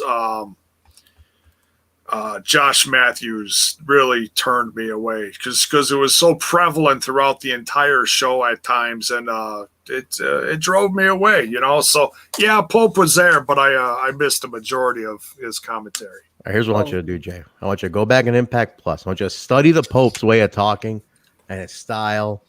It's a unique style, Jaybone. I want you to do the whole review in Pope voice next Tuesday. Come on. That's a lot to ask. Like you wouldn't call him Bill Gardner. You'd say Bill Gardner, something like that. Like he goes, coming down right next to me, Daddy, over here in the box next to me is Bill Gardner. Gonna give me some analysis about the show tonight. Yeah, you're kind of onto something here, right? There you go, Jay. It's not analysis. It's analysis. Bill Garnier. You can call him Garnier. Garnier. It sounds like a fine wine. Or a great shampoo, one or the other. But anyway, I know nothing about shampoo. Just don't make it sound because Sting's getting it close to Gardner. Don't be like Palmer. No. Oh, no. Jay, you've known nothing about shampoo since these days. Jiminy Christmas. Never it's been a few decades, literally. So Eddie comes out, jumps Myers, right? The note means nothing, but I do like Striker. Does he have a note from his doctor? Like what? But who helps him, Bill? Who's got the back here? The hired gun. The hired gun. He's always ready. He's Matt Cardona. Well, the hired gun is Hernandez. Yeah. But then even the odds, it's the always ready Matt Cardona to even odds. So this is an interesting little feud. I mean, these two, they're still doing a podcast together, right? Like they are BFFs and real. Like, well, I was hearing they were going back and forth on Twitter tonight. They were saying during the co-stream because He usually razzes Brian pretty good a lot of the time. Like on the show, on their show. Yeah, like he gives him a hard time, but it's gone to a new level after today. Really? Yeah, like he's doing the vlog now. He's trying to do like moments from backstage at Impact Wrestling and stuff like that. And he picks up Brian, and he's like, "Hey, look, I'm one of the busiest guys in wrestling, and I even have time to do this. Why the hell aren't you vlogging?" And then Brian's like, "Get out of here." It's pretty much like how everyone treats Trent on this show. Yeah. Oh, thanks. I get it now. I get it. But all right, interesting. I wonder if they play that up more. I wonder if they start playing it up more, just kind of across their show or something like that, where it becomes a thing for them to do. So I think so. I feel you're going to get this tag match at No Surrender, but maybe you get that one-on-one match at Rebellion. Yeah, I mean, you got enough coming up. There's enough. Like, there's enough pivot point shows coming up where you can really like do something, right? And that's No Surrender being the first one. You still got weeks of TV. You got No Surrender coming up, Rebellion lead up. There's a lot going on. There's still weeks of TV involved to build this whole thing. So I'm looking forward to it. I'm looking forward to what they see, because there's levels you can go, especially if these guys, they have huge followers. Bill, you weren't kidding. Cardona's got like a shit ton of followers on Twitter. Holy fuck, man, that guy's got a huge following. Oh, he from his years up north, he has a tremendous following. That's why I've said, man, him being a part of Impact Wrestling, and all those followers coming with, it's not a bad thing, man. Not a bad thing at all. I think this is a real cool benefit to the company. I never realized he's got that big of a following, man. It's huge, man. Huge. It's over. Huge. He's over. It's over. The kid's over. Kid is over. All right, backstage, we're at Swingers Palace, guys. Swingers Palace, the greatest casino. You guys swing? Best casino this side of the Atlantic. It's great. It's fantastic. You got Bravo there. You got Fallah, Alisha, Swinger, and the Swingerettes are hanging out. I just love that it's basically the house always wins, right, Bill? The house was tipped to win on this one. Oh yeah, that wad's getting big. Huge. The wad of cash is gigantic. He's taking everybody's money. The closing line was great, though. Either one you could take that. That was fantastic. With Fallah, the zoom in and everything was fantastic. Very Groundhog Day. It feels like it's Groundhog Day. Yeah, he just looks at the camera. You get that 2-3 second like fade out. It's great. Topical. It's Groundhog Day. But I just love that the house is stacked against them. Swingers is killing it. The T-shirt is out, everybody. The Swingers Palace T-shirt. That might be up the next purchase. That has to be. But if I need to get my first purchase first. Dad, I want my pizzles back. I want my T-shirt. Damn it. I just want my T-shirt, Swinger. That's all I want. Hey, speaking of T-shirt, I don't want to save this till the end of the show, because there's only so many hours left in the day, depending on where you're watching from. This is up on Impact. Yeah. Rich Swann, champ. That's right. We got a special here. Look at this. The 25, flash sale. Flash sale, 25% off today only. Use code CHAMP, shopimpact.com. Impact World Champion Rich Swann T-shirt. Nice. Now it seems to be a trend, because they did it with the new Fi and Flavor shirt last Tuesday. So it seems like every Tuesday they're doing a discount on a piece of merch. I like that. There you go. I like that. There you go. And I also want to quick share this as well, because this is official. You can call this a little bit of Jaybone's news or whatever you want to call it, but this is official. For No Surrender, TJP versus Rohit Raju for the X division. Oh, there it is. Okay, I had to look way down. It was way down there. Look for that. So for the title, we're gonna talk about that in a second. I got words. Oh boy! I mean, you guys know I got thoughts on this. Does it have to do with the guy over Rohit's shoulder there? A little bit. We'll talk about it. All right, we'll talk about that. Okay. We're gonna get to it. All right. Trent's. Bring me fresh meat. Oh yeah. Keep the finger on that button for later on. But next match, guys, we got coming up match 3. Crazy Steve taking on Larry D. Rosemary in the corner of Crazy Steve and Acey in the corner of Larry D. I actually got my old school Decay shirt on. Look at that, Bill. The Decay World Tour T-shirt. Oh, that's a nice one. That's a rare one. That's one that's hard to get now. Apparently, people really want that one. It's got the tour dates on the back too. I think it's like Swallow Your Soul Tour 2017 or whatever it is. So no, this was cool. This is given me by Bill. You guys met him, my buddy Guillermo, who hung out with us backstage one time on the show. Oh, not too long ago, yeah. Yeah. Awesome. So were you there? I remember. No, I think Bill was at a show. Oh, it was me, you, and Mark. Jay, when we were hanging out backstage, and my buddy Guillermo popped in to say hello to us. You brought him into the chat, yeah. He got me. I think I've seen him in the chat before, but he's been in the chat. Yeah. We're gonna get him on the show one of these days too. He's a great personality. He's a character and a half. We'll get him on. You guys would love him. But so Larry D, like they're really playing up. He's out of jail. Acey's like his biggest cheerleader. This is still the Wrestle House carryover, huh, Bill? This is still the carryover heat from Wrestle House now. Set this up. It never ends. I even made the comment to Jay because we kind of had Decay Rosemary with Steve, but I felt she did have the Decay face paint still, but she kind of went to the look of Wrestle House Rosemary in this, with kind of like not having the garb. It was more like hanging with Taya garb. But yeah, you have the match. Larry D. Now a little bit, and you could tell once again, just in case we didn't know, the crowd noise was telling us that Larry D's the bad guy here. And we are rooting for Decay. They are the faces here. And you can see Acey was kind of doing some shenanigans on the outside and winds up Crazy Steve. He gets the punch in the smacker from Larry D. He does, and that's it. He goes Betty bye. And but how this ends is Rosemary staring daggers at Larry D. Yeah, it looks like she's about to take him on. And then we can get into what the segment is that follows. But yeah, this is interesting because we know there's this rage between the two because technically he cost Taya. Like Mark's probably livid right now. Technically, that's the reason Taya's not around no mo. That's true, man. I mean, there's a lot of. I love that Wrestle House continues in some fashion. We still get the care. Think about this for a second. Consider how brilliant the Wrestle House project was.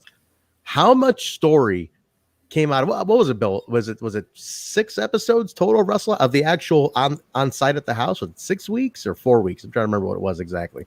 I feel it was like 6 weeks. I don't think 4 seems short. Yeah, about 6 weeks of Wrestle House, a month and a half's worth of segments on a show gave us going on 8 months of programming, like story. Like how many stories splintered off of it?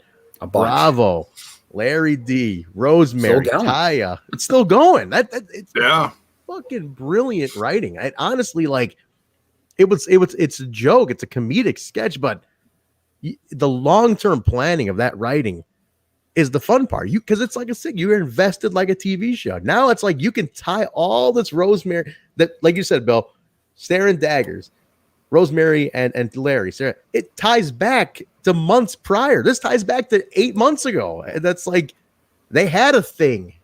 Ring rust. There was a thing here. There was a storyline. I mean, it's like that's cool. That's good shit. Yeah. Extra virgin olive oil. Yeah, that story.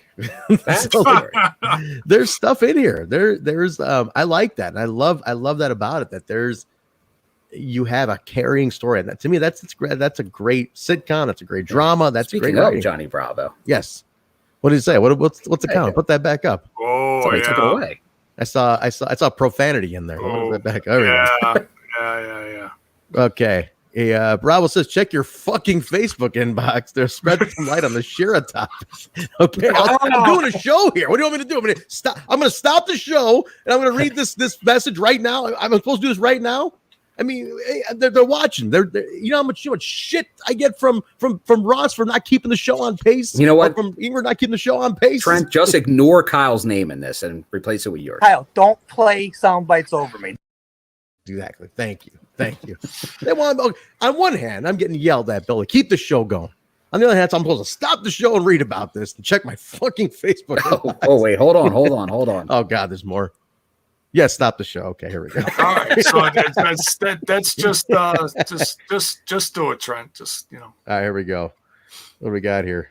And don't go to the Tinder. Settle down. I'm looking into it. All right, makes sense. I see where we're going with this, Bravo. I see where he's explaining it to me. I get it.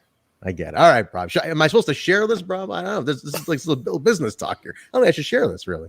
Maybe I should. Bravo, should I share this or not? I just saw it. You're right. I get it. But I'm still going to rant about it in like a minute and a half. I got to. You should be in jail. Yes. Yeah, I got to report this as a show. Bravo. I got to look at it from the fans' perspective here. That's what I got to do. For the sake of the show, that's what I got to do. All right. Where are we? I'm all float. Bill, put me back on track. I don't know where we left off here now. Well, we're going now backstage to Mean Gia Miller, who's asking the tough questions tonight. This was interesting. Let's set this up. So you got friend of the show, Mean Gia Miller. Friend of the show, Gia Miller. Yeah. And she's there asking the tough questions. So Larry and Acey come out, and she's interviewing them about what's going on, and he's saying that he will not hit a woman, Larry D. He's a gentleman. He wouldn't do anything like that. But then who pops up? The Instagram influencer, Tennille Dashwood, along with the new frosted tip, Caleb with a K, comes on out, and she comes up with an idea. You don't have to hit Rosemary. You don't have to fight Rosemary. I can fight Rosemary for you. And Larry D thinks that's a great idea. So he puts out the challenge. Triple XL and Tennille versus Decay and another person. So are we getting that third member of Decay? Dude, I think this is it. Now, who is it? Now, who's that going to be? That's the thing. Sound off in the chat. Yeah, I'd like to hear people's guesses. Who do you think it's going to be? Who do you think it's going to be to join Decay? Who's going to be that third person to take the Abyss spot? I guess you could say. Well, what do you think? Why'd you guys sound up, Jay? What do you got? See, my question was, is it going to be Larry D, Acey Romero, and Tennille Dashwood versus Rosemary and a whole nother tag team? That's how I almost took it as, not just an extra person besides Rosemary and Crazy Steve. I was like, oh, is Rosemary recruiting big time and bringing in two monsters? Because I've been saying for months who I want to bring in. So I don't know. Who do you got? Oh, the classic NXT tag team that was shit on for years on the main roster, the Ascension. That's what you've been saying. That interesting. We'll see where that goes. Bill, I think we did jump over though. There was another the backstage here. We had the backstage with Gia and Trey. That was earlier though. We did miss that earlier because I realized when we got to this that she asked the tough questions to Trey to start the show. Yeah, so that was right after Crazy Steve versus. That was right after that match. Right, yeah.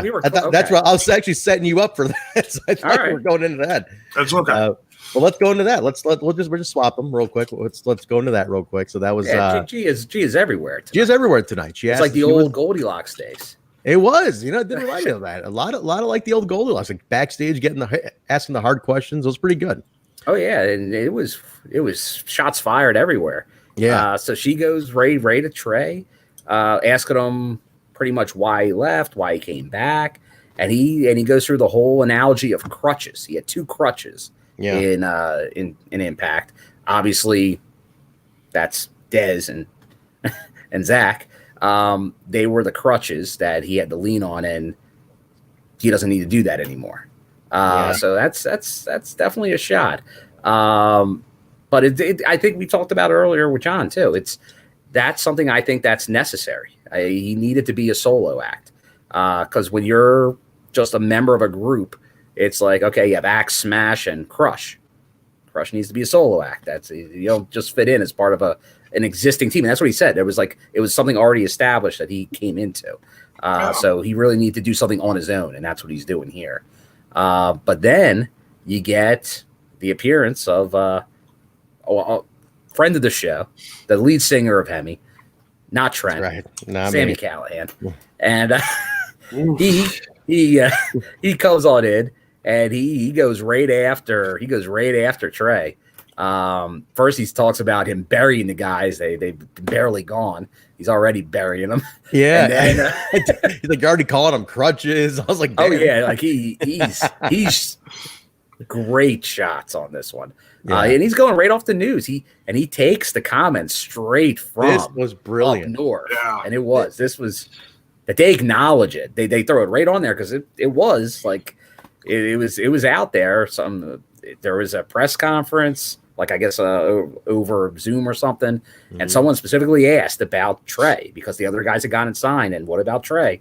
And then he put some people, he doesn't respond with his name, but it's in question to his name, don't have the passion.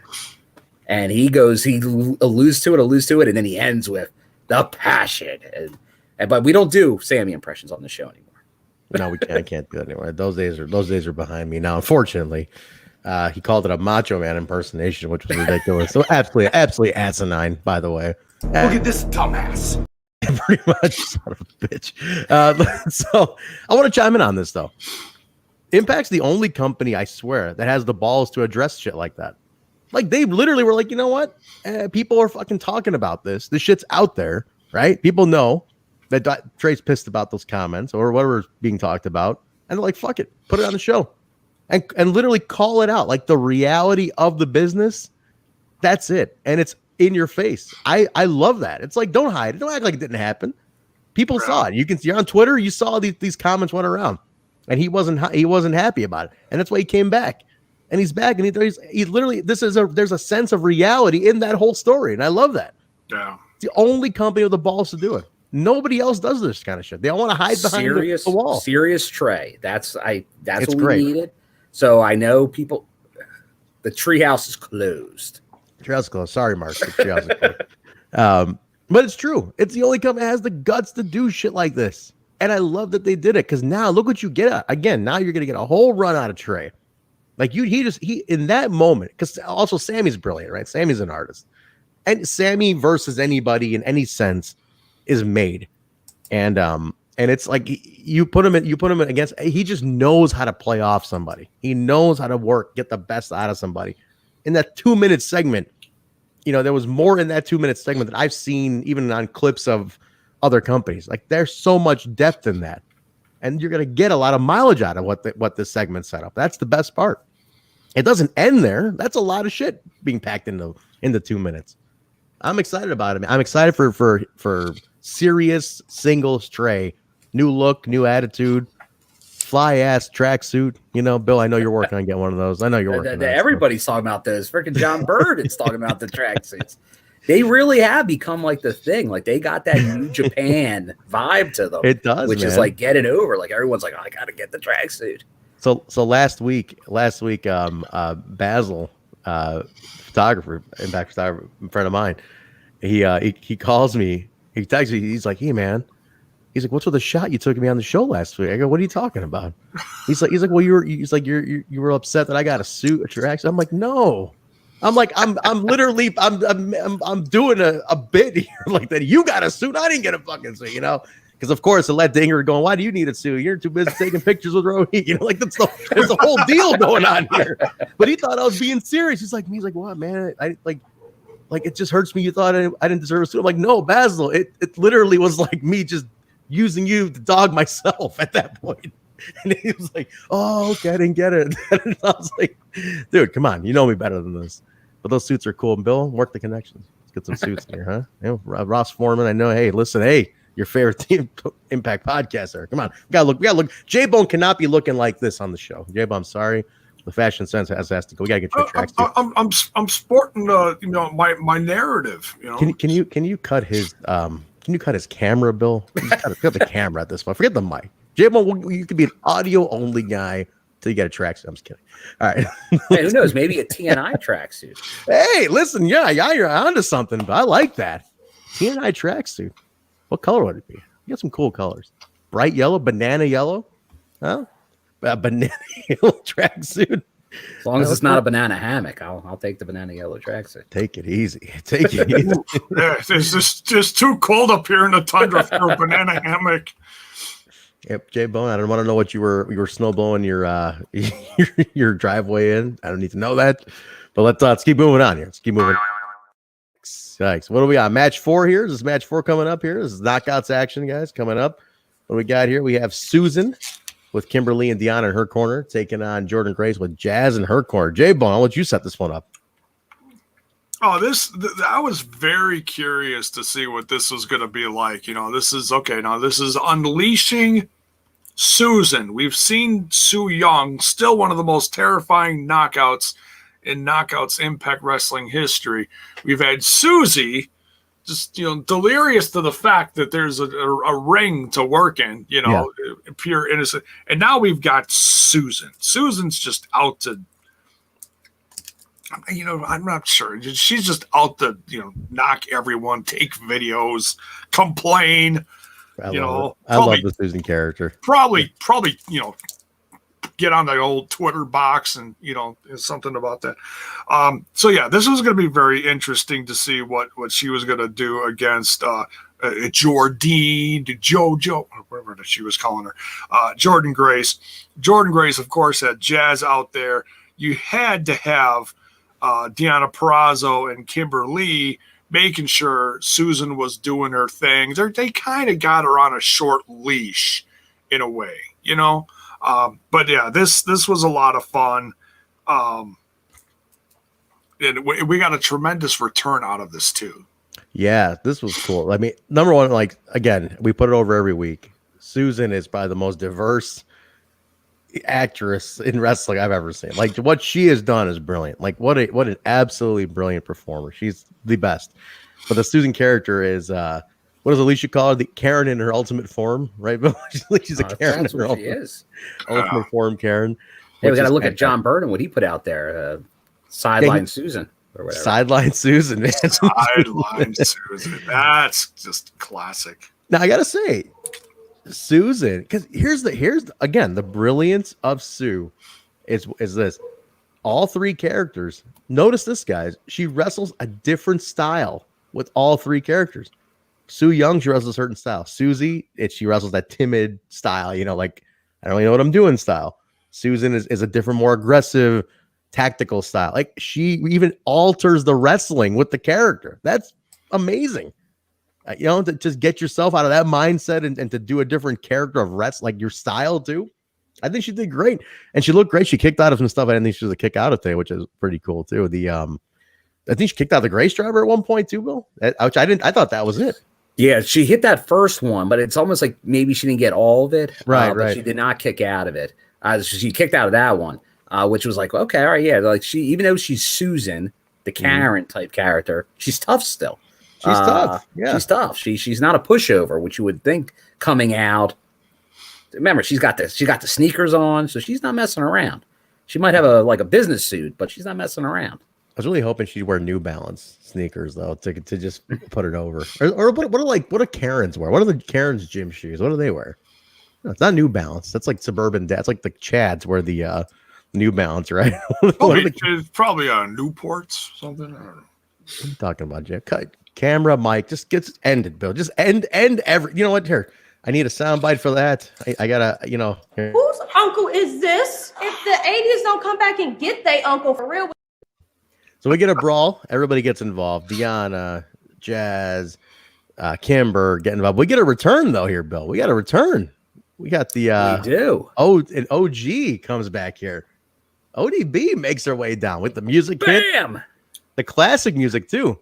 I always loved her music because the way it starts is like real perfect. It's real classic, and because it's ODB coming with that guitar, and you're like, oh shit. Comes in, cleans his house. I thought it was pretty cool. It's cool to see. It's always great to see a legend back, and she just appeared on the Knockouts roundtable too, which is on Impact Plus. Go check that out.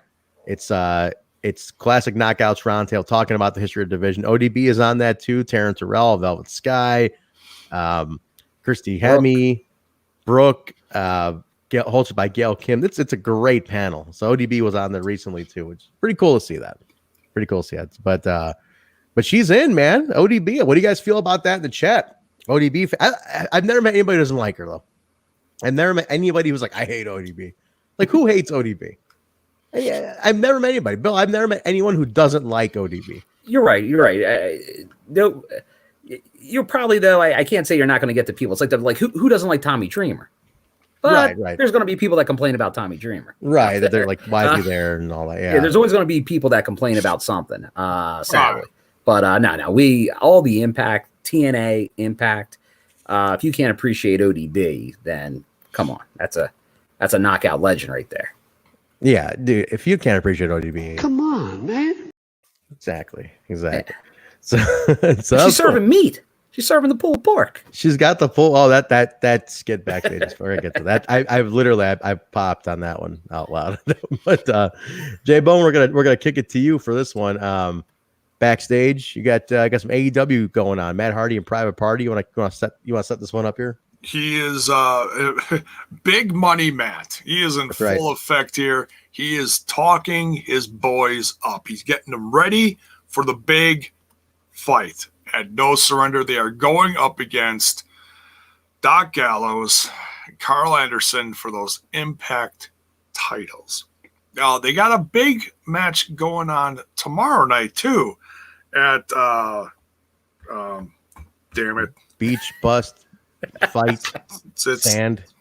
What's it called? It's a break slam. You're supposed to know. You cover their damn show. How do you not know this? I'm covering so much. There's only so many brain cells in my head. I wasted several on these stupid lollipops tonight. CBD lollipops flying in Wisconsin tonight. Just flying.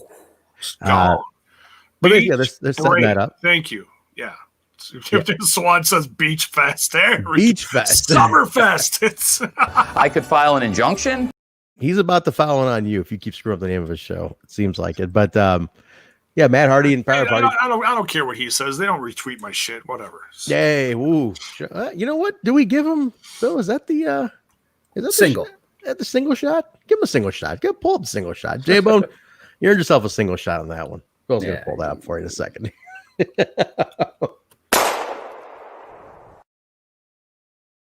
Single shot, not the full shots fired.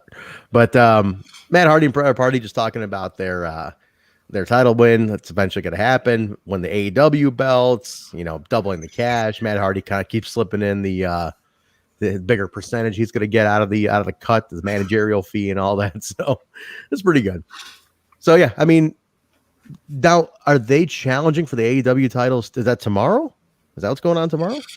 Well, they're in a big tag team battle royale, and the winners get a chance at the tag team titles. Got it. Okay, so there's a lot of stock being put into these two guys. A lot going on with these two guys. So, especially being the ones to be featured on Impact several weeks in a row, quite a bit of stock. What's that, Jay? He's right. Beach break. Don't forget. I wrote it down this time. Nice. And it's also even more pathetic because I made the cover for tomorrow's show already. We get a cutaway to Tony Khan and Tony Schiavone setting up Beach Break, just the running the matches down and everything like that. Just when you didn't have enough, let's get some more. Did some more of that. So they're on there. Tony Schiavone's wearing a shark on his head, I believe. Is that what I saw, Bill? Is he wearing a shark on his head? Yeah, it was a little. It looked like I can turn it on anytime, Pat. Come on, no problem.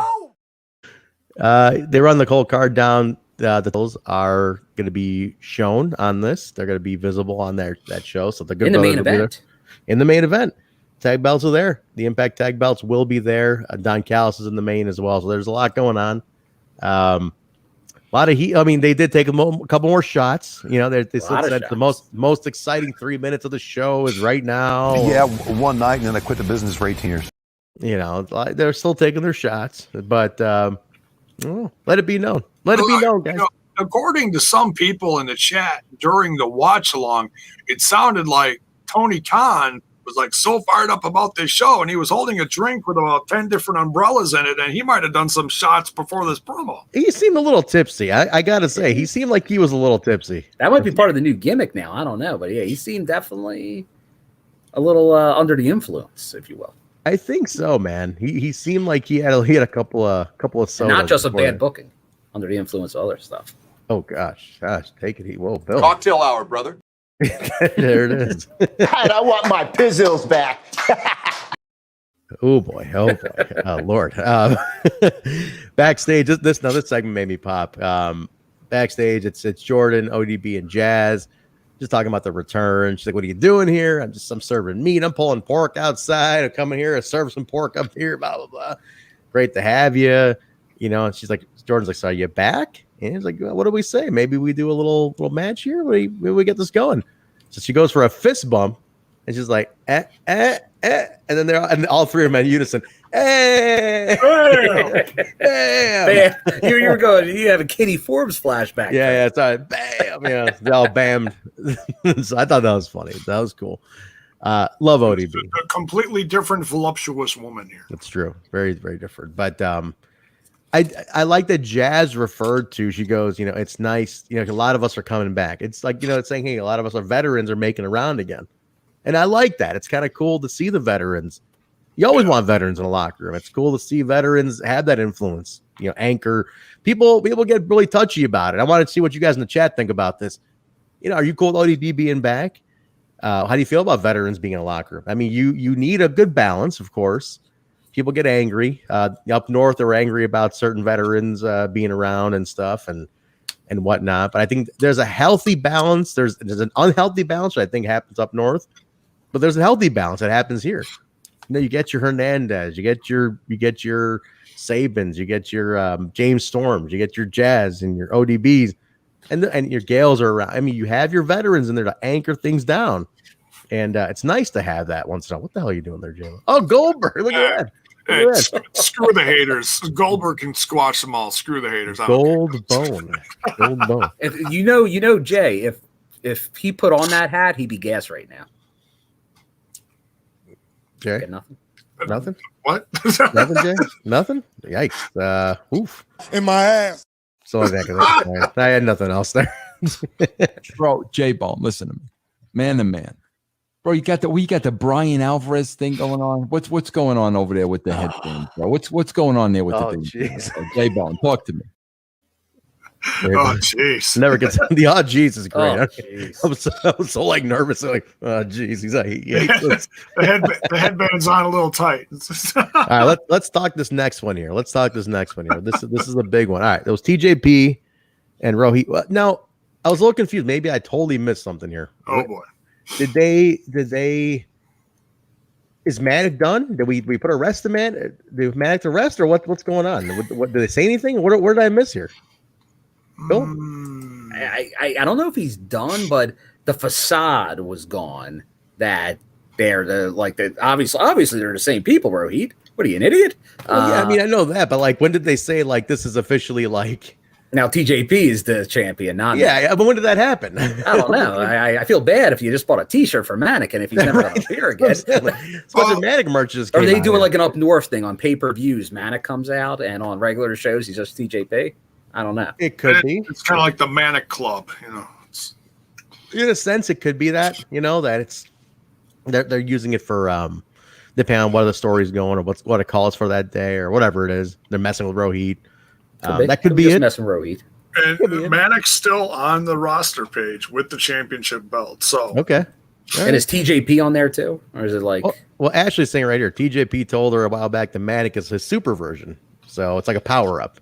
So when you need to go to the Manik character, you go to Manik. Yeah, okay, TJP's right there too. Yeah. Okay, so there it is. Okay, cool. Great match. Before anything else, I thought it was, these two. How this feud has really, really gone on for a bit. This is a pretty lengthy feud, huh, Bill? This has been built. It has. You go back, it goes to as long as Rohit's been in the X Division title chase. Yeah.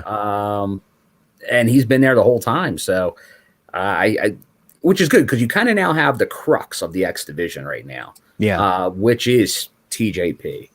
It is Rohit. I wouldn't say necessarily it's Chris Bay anymore, but probably Ace Austin. But we're not sure about that either. But probably Ace Austin based on the cup. You also got Trey in the mix too somewhere. You know, I imagine he's going to finally get that. Well, that's the thing. It all depends. Now that we see him with Sami, now I'm not sure because I could see Trey definitely going after that X title. But and maybe eventually will, maybe just not right up front. Yeah, I could see it, man. I mean, it's time, right? Trey never really got that full on. He never got the run prior. He never got that full, let's just balls to the wall push with the whole thing. I mean, you got to push with it, but he never got the title. This could be it. But great match. These two have amazing chemistry. TJ and Rohit has really turned to a classic feud in Impact Wrestling. So it's one that's still going on. It's destined to continue at this point, which I like. I like that it's on this match. They may have added another layer, Trent. They added another layer, Bill. All right, so we get okay. We had a tease right of the bodyguard, someone to watch Rohit's back, and he comes out from under the ring. There's an under the ring spot, and as we thought, we predicted, it was Shera, the return of Mahabali Shera, former Desi Squad. Is it Odark because he's also owes my money? Yeah, it's the great clip. But here's my issue with it, right? So everybody knows I was really, and a lot of our listeners know too, because it's very familiar. Very familiar with the fact that Rohit on the Indies teams with a wrestler named Karam, who's a rookie, he's a young guy, second year guy, and he is a fantastic talent. Personally work with him, he's a really good talent. I was against Shera because I looked at it like I looked at it like a step back because I'm like, it's like you're now you're back in the hit squad thing. Now it's back to thinking, well, Desi hit squad stuff. Is Gamma right around the corner? Where are we at with the whole thing? And I felt like he took so much time to shake off the hit squad stuff to become Rohit, the hit man, the Desi hit man. I don't need the hit squad. I'm a hit man now. This is what I do. And he proved himself, and it's like you put Shera in there, and I get it. Like Bravo sent me the stuff, and you see the stats. Shera is very over in India. I get it. India is a huge market for Impact Wrestling. I totally get that. The numbers don't lie when you look at like what Shera's videos do on YouTube, and so people like seeing him. There is a fan base for the guy. And they spell disaster for your ass and sacrifice. Oh, I'm sorry. You only seen it 3,800 times. Sorry. But I get that. I get it. I just looked at it like it was be a fresh thing. It's a fresh up. People are already becoming very familiar with Karam and what he's doing on the indies and what these two are doing together. And it's like the hustle and muscle. It works. I mean, he already puts over the hustle aspect, right? Like he's always talking about he's the hustle here too. That's your muscle. You're calling the guy your muscle on everywhere. Your Twitter's full of it. Your fans are retweeting it. People put that out there. Who's to say it? Like he can't, but I get it. He's young. Shera's more established in that sense, but I'm like, man, I just don't want to see the Rohit character take a step back. And now everybody just subconsciously just thinks about, it's Desi Hit Squad again. The first thing you think of is you go to this. All right, give me your counterpoint on this because I'm going to go nuts and you're going to get the machine gun, get the goddamn machine gun sound clip ready because I'm really not happy about this. I really like Karam. I really want to. And you may or may not like what I'm about to say because this is how I'm looking at it. You don't really acknowledge you acknowledge how he did last week. Like they know each other, they have a connection in some way, but you don't really go over the hit squad stuff. Yeah, you kind of let that go. And honestly, I think you are right. Like, obviously, that hustle and muscle gimmick that they were doing, obviously I just saw Rohit do it multiple times over this past weekend. It works. It does work. And it fits the Rohit character and Impact as well as what he was doing. Because obviously what he was doing on the Indies was what became what he did in Impact. And it almost is going to sound like something because you still do the hustle and the muscle and Impact, but sadly with somebody else. I know that's not what you want to hear. That's like almost do the same gimmick, but just have Shera be that part of the gimmick. Maybe not as much but just still the muscle role to really back up Rohit. Like not really seeing them as much so going after like tag titles like on the indies. Still just be that backup. Like what we wanted to do. Is this Ingrid's first shot at the divorce? That might be Kenny Omega. Oof. Shots fired. No way. That's not it. That's not her first marriage joke. All right, we'll let it go. I don't know. I don't know if that's the machine gun. I think that's Ingrid's first shot. First, like the ongoing divorce joke. That's her first one. I think so. But there is truth to it. Like, look at he's been on Explosion every week. Like, it seems like at least two out of the last 4 weeks, Shera's been on. So on Explosion. So there is that international crowd. He does bring eyes, just like we talked about Cardona earlier. He brings influence. Shera brings influence, and there is a huge part of the TV deal is the India deal. And so then from a business sense, you're right. Absolutely. And that's the thing. Karam, I think he'll have his time. And it might be an Impact. It could be part of this group at some point. But I think they know they have something they need to use in Shera. They can make money with Shera. It's about making money. And it's a business. As long as he's the right role, like that muscle role fits him well. He's an intimidating looking dude. He's like a Joe Doring dude. He's big. You don't want to mess with that guy. Oh yeah. In a time where a lot of guys aren't that big, he is a big, scary dude. I get it. When I take when I take the fan hat off, the business side, you're absolutely right. There's a business element to this that totally makes sense, and I can't deny. And this is just me being serious. I can't deny that India there's 1 billion people in that country. 1 billion people with a B, and quite a bit of them like wrestling. You feature an Indian talent. It's almost like people question up north too. Why people who hate, Jinder Mahal and stuff, they've shit on him. It's like, you know why? Because there's half a billion people are watching the guy. That's why they like seeing one of their own get a break. And now they're expanding their stuff to India too. So it's a huge market. It just makes sense. It makes sense. Yeah, I got to throw my 2 cents in here on this. Look, this is not the same Rohit when Shera was on before, when they were kind of a comedy bit with the whole, with the Deaners and the farm and the funny with the smoke stuff, and there was all that going on. This is a completely, and we've been behind Rohit, and we've seen his evolution, throughout the last year, I'd say, going from a group with the Desi Hit Squad to someone on his own, becoming X Division champion, and just rising and just exploding with charisma.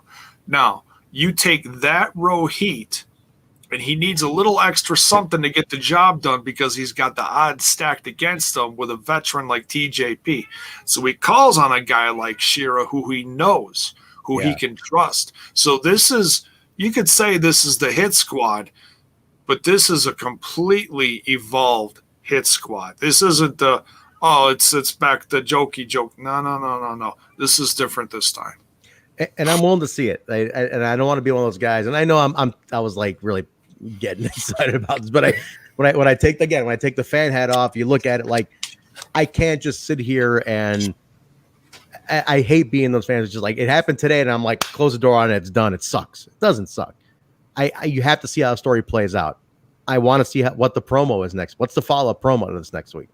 What's the follow-up? These are going to be the keys because the thing is, we have, you could say, the benefit or maybe the negative of seeing his whole run. We've seen Shera since his debut. We've seen comedy Shera.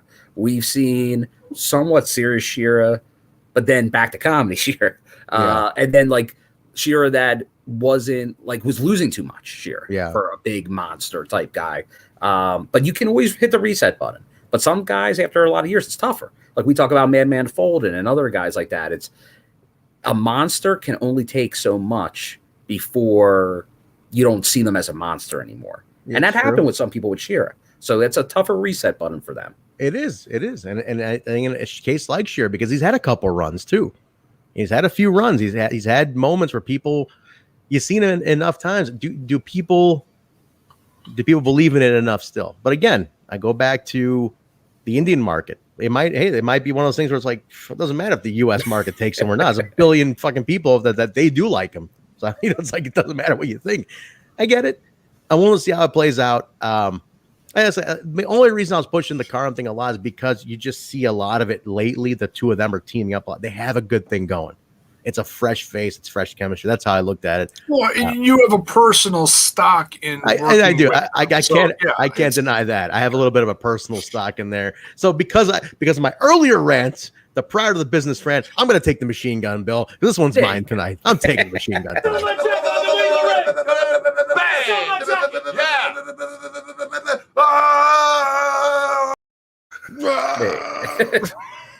Bang! Yeah. But you know, Trent, and what you're bringing up is obviously you have that connection, but it's not something that shouldn't be said because we say it a lot on Sunday when we do more of the open forum.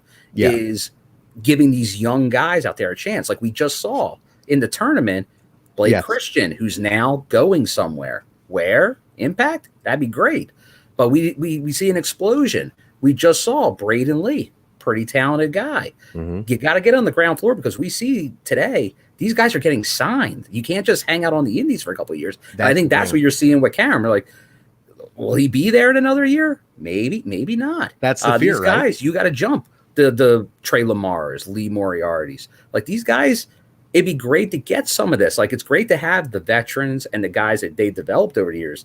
But there are some good young talent you'd like to see maybe snap up a couple of them. Just so you don't lose out on them, right? That's the idea. Don't lose out on some of these guys. Make sure you at least have a shot at them. And then we did talk about that on Sunday. It's like it's one of those things. Yeah, like you said, they might not be established yet, but man, don't lose the opportunity to make them somebody. Yeah. So that's my only thing, and that's how I looked at it with him. But yeah, look. Either way, Karam's going to be huge no matter where he goes. That kid's got it. He can talk. He's got the look. He can work. He's something. If you guys aren't familiar with him, go check it out. He's on Rohit's timeline. Just check him out. He's a fantastic talent. So hopefully one day we'll see what happens. But Kiera's back. I'm willing to see how it plays out. I do want to see what the follow-up's going to be next week and the weeks to come. Maybe something leads to no surrender. Maybe they shift the whole thing. He's more of a bodyguard role. We can get something out of this. Let's see where it goes. But all right, very cool. So that's that. I expect lots of shenanigans. Shenanigans are great, Jaybone. Shenanigans are okay at times. We got a little backstage segment here, Bill, with Violent by Design. Set this up. Yeah, so you got Violent by Design. So you have Eric Young addressing the camera, and then the two behind them, and he's kind of going over the invitation they gave to Jake last week. So pretty much to join the family, and you can see them agreeing. Like Joe's in the back, he's agreeing with them, and you see Diener in there, and it's once again Eric Young, great. He's never bad promo from Eric Young, and I'll tell you, this group, be on the lookout with this group because they could run roughshod over Impact at some point pretty soon, especially if they acquire another one or two people. And we'll see. Well, we find out later. We get a response from Jake in some way, but this is it's another one very similar to the other promos they've done. And he talks about kind of like baptizing them in the water and stuff. So it's very like a second level type group. It's not just your typical heel faction. There's a lot more thought. It's that whole from the beginning, like to become one of us. Like it's like a cure for the disease almost. It's definitely something different that we're seeing here that you haven't really seen in wrestling, which is what we like about Impact, doing things nobody else is doing. Very true. Very true. It's new. It's fresh stuff. What happened to Jaybone? Where'd he go? I don't know. Where'd he go? Yeah, I think he has cat duty? issues. Cat issues? Did you just leave the show, Jaybone? What is this? What do you think? What is this? Romper room? Would you just leave the show in the middle of it? the hell's going on here? Look at this. He comes back with a cat. Meow, meow, meow. That's how I feel too. That's literally Jaybone right now. You upset her with that. You really upset her. Did I? Yeah. The soundbite? She's gone. That's awesome. That's it. Next time you come over, Trent, she's clawing you. I didn't play it. That was Bill. That was Bill who played that. Oh, Bill. Okay, you're on the list. No, she's upset because Jaybone's moving stuff around his office. Like half of my office is out of here now, and I'm going to be moving more stuff in the next 24 to 48 hours. So she came in here. She's looking around for stuff to jump across, and it's all gone. And so yeah, there's the desk left and a couple other things. So she's walking in here like, what the hell? So yeah, she's very upset right now. No worries. Cat, calm down. Take it easy. Take it easy, kid. We go backstage. Gio Miller is with cousin Jake. He basically said he's going to. He's got a lot to think about. He's going to give his opinion or his decision next week. Yeah, so to them. He's going to address them. So this is it. We might get a real big shift on Jake next week. This could be very interesting. This could be what a lot of people wanted. This could be the complete character change we've been wanting to see. There's a lot potentially about to happen with Jake. My question is, if he turns it down, are you disappointed? That's a good question. I guess he'd have to turn it down with there's got to be something to come out of that though. It's just like, look, you turn it down, then what? Then you fight him one by one again because he's already went through them. He's lost all three of them, right? So he's already had the matches. Does he get his own faction? I mean, what's the lead out if he turns them down? Where do you go, right? I mean, what can, because you lost to him. So now what? You got to have some X factor to kind of come in there. If he's like, I'm not joining you, but you got to have the but. So like, what's the other side of it? I don't know. I wonder what it could be. And I'd like you guys in the chat sound off. Where do you guys think it could go with Jake? What can he possibly do? Let's say he turns it down. Where do you see it going? Jay? Like he's got to do something. Something's got to come out of it. I don't know. It's an interesting one though. It's a good counterpoint to ask though, Bill. Over in Karam to help me. I can't take it. You're trying to hurt me now, Bill. You're trying to hurt me now. That's all you're trying to do. The listeners they're already mad at me for being upset. Because I'm passionate about it. They already got mad at me about it. Now I got you taking shots at me, Bill. Nah, bring the young guy faction. I'm okay with that. Yeah, bring in the young guy faction. Do that. But the whippersnappers. Bring all those young those explosion whippersnappers. Yeah, maybe Palmer. Oh, Palmer, Bill. Oh, Palmer, yeah. Ooh, 3 minute Palmer. Black shirt security. Good old 3 minute Palmer. 3 minutes. All right, main event, guys. 3 minutes and we're out of here. Moose and Chris Bay taking on Rich Swann and Tommy Dreamer. This is the main now. Go ahead and set this up, Bill. Where are we at with this? All right, so we got this is a big main event here. So we obviously get everyone coming out, and it's good back and forth here to start. But obviously we had earlier. We know that Tommy is a little hesitant with Rich. It seems, but we've seen before Moose and Bay work together where maybe Bay didn't know he was working with Moose, but they seem to have worked over well. And as we said, Moose is just on another level right now, and they're tagging well. But so's Tommy and Rich are working together pretty well. They're doing well. But as we kind of get to near the finish of this match, then we get some an interesting thing happen. We were starting to call Tommy the Matador during the co-stream because as Moose has Tommy in his sights, he does a little of that Olay and lets him run right into the world champion and take him out for the 1, 2, 3. So then Moose obviously just pinned the world champion there. Tommy didn't really help there, and I gotta say, our new play-by-play man, Matt Stryker, right before this happened, throws out, "There's never been a guy in the business so long that has always been for the fans and never gone against them in any way." And then seemed like a heel turn. So it was interesting, huh? That was interesting. Elements dropped in there. A couple layers. Yeah, there was definitely. I was like, oh, foreshadowing. Bam. Brilliant. Again, testament to Impact's brilliant writing. Was Tommy doing that on purpose to, kind of soften him up a little bit? Because soften him up before the pay-per-view. Yeah. He's like, oh, let me give you some rest time for the match. And then Tommy didn't take kindly to that. So could it be just as simple as that? A little disagreement, but maybe not. Maybe it's more than that. But then obviously Moose isn't done after that. He has to take out Tommy as well. Yeah. So that for a second I was worried about poor Chris Bay. Was he going to get it too? But Chris Bay did not.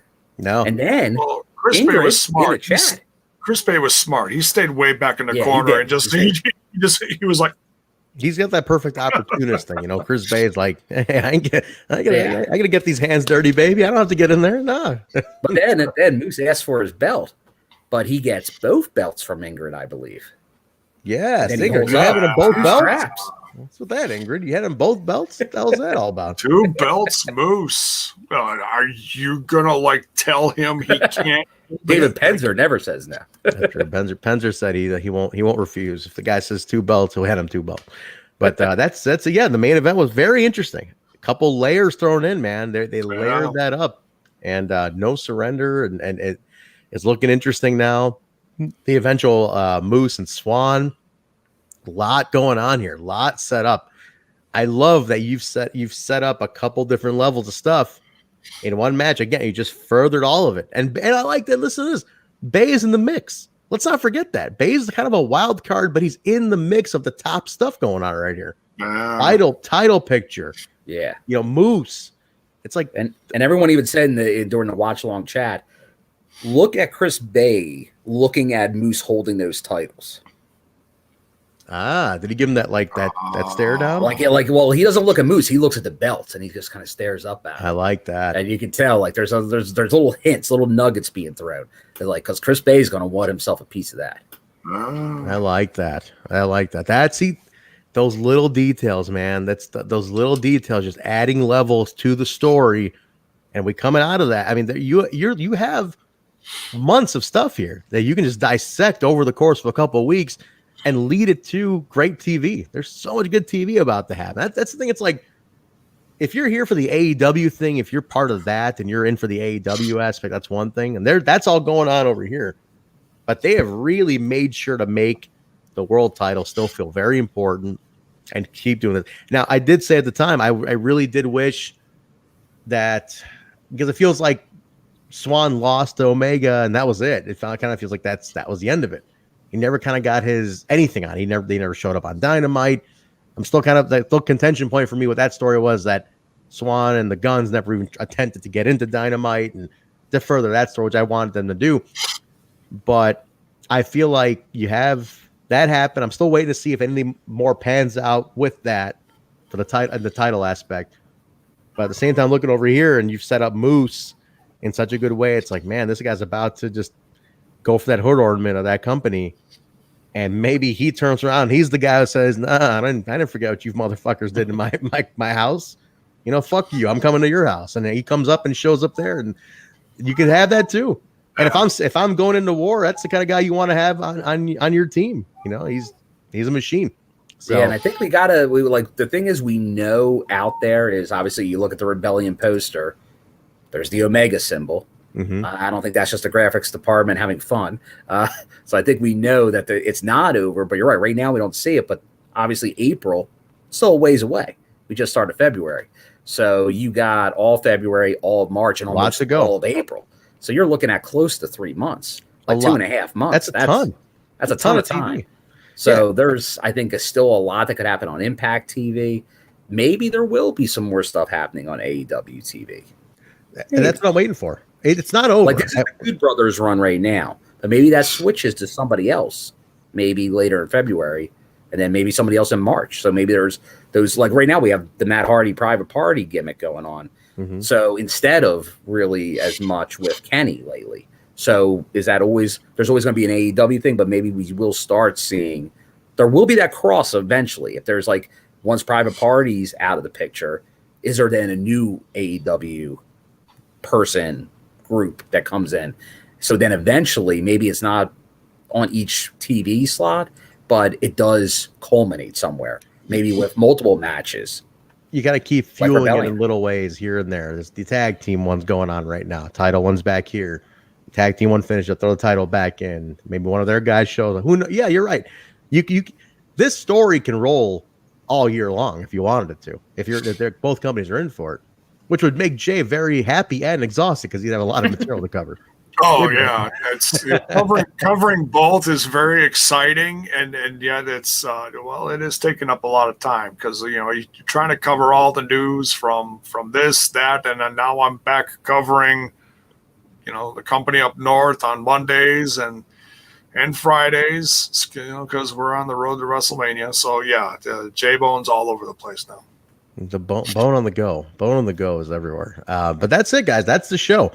That is Impact on Access TV for February 2nd, the Groundhog Day edition of Impact Wrestling. Very, very packed episode. A lot layers. If I would define this show in anything, it's the word layers. There's so many layers to stories that were just set up today, and you can see them pan out. You can try to dissect them. It's fun. It's really fun to try to dissect them a little bit, catch the Easter eggs. Look for the Easter eggs. They put a lot in there, man. The Impact is notorious for just Easter egging clues, dropping hints. It's up to you to figure them out. It really is like that makes it interactive television. Just be along for the ride. Have a good time with it. So that was it. But there's fun stuff. Any closing thoughts, Bill, Jay? I think that, and you guys in the chat, sound off. What's your match of the night tonight? What's your segment of the night tonight? What did you guys like the best tonight? What was your favorite layered storyline? Favorite story to come out of it? Conclusion point. What did you like the best? But Bill, any closing thoughts, Jay? The show's like an onion. Peel the layers, and then eventually you cry because it's so beautiful. You like that, Bill? Poetic. I do like that. I think this is seltzer water I'm drinking. I don't know. Go ahead. Who knows? Hopefully, it's not what Tony Khan's drinking. But I would say my takeaway for tonight was definitely because there's people out there. I wouldn't necessarily say haters, but the people that were like Tommy Dreamer going after a title, like that type of thing. But they did add that storyline tonight. Like it's more now. It's I gotta put this over. I'm sorry. It does. This is like the comment of the night. This is it. Ingrid says me harassing Trent is feels like Groundhog Day to me. It's true.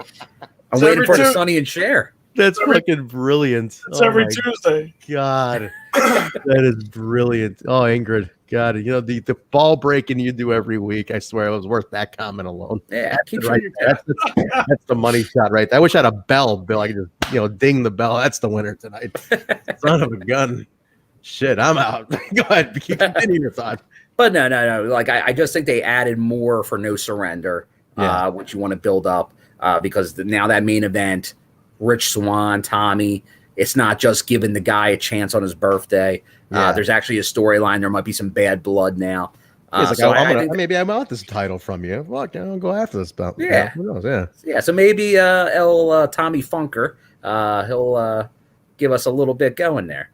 And then now, like I say, the only thing that I always say, because I'm a big Tommy guy, hopefully he can now talk about this on his Busted Open radio show. Yeah, Tommy Dreamer. Would it kill you? Would it kill you to tell your host, maybe not everything going on up north is that great, that way you can squeeze in some Impact talk, on your... Well, especially as we're approaching his main event match. I mean, for God's sake. On a pay-per-view, I'd hope so. I mean, for God's sake. Okay. Hope you get a little... I don't know where I'd be without your wisdom. Yeah. A little bit. Go ahead, Jay. You got a closing thought on this? Oh, no, just, it's elevating storylines. We're building new characters. It's like you said, it's a loaded show, and tomorrow night is it's all leading up to Beach Break. Beach balls. Is there going to be snow at the beach? Probably not. Unless Stinger shows up, we might get a snowy beach. Who knows? Okay. All right, we'll see. Well, Jay's covering that tomorrow, guys. He's going to cover their show and let you know if anything happens tomorrow. So you guys can check in with Jaybone on Smash's podcast. He'll tell you where to find it in a second. But it's a loaded night. Look, it's the Biz Cliz versus Moxley, Pac, and Phoenix. And honestly, if that doesn't make you want to tune in, then I don't know what to tell you. But you gotta be a better salesman than that, man. You're trying to really help these guys out. You're sitting there telling, fuck it, you want to watch? I don't give a fuck. Yeah, there's only one sale. I'll tune in. I'll check it out. Well, we know he's watching. But all right, let's get the wrap up here, guys. Awesome show, a lot to dissect. Keep the convo going on Twitter. I always like the night of, like, you get off our show, tweet us, tag us what you like if you liked our show tonight. Talk about Impact, hashtag everything with Impact and Access TV. I would really encourage.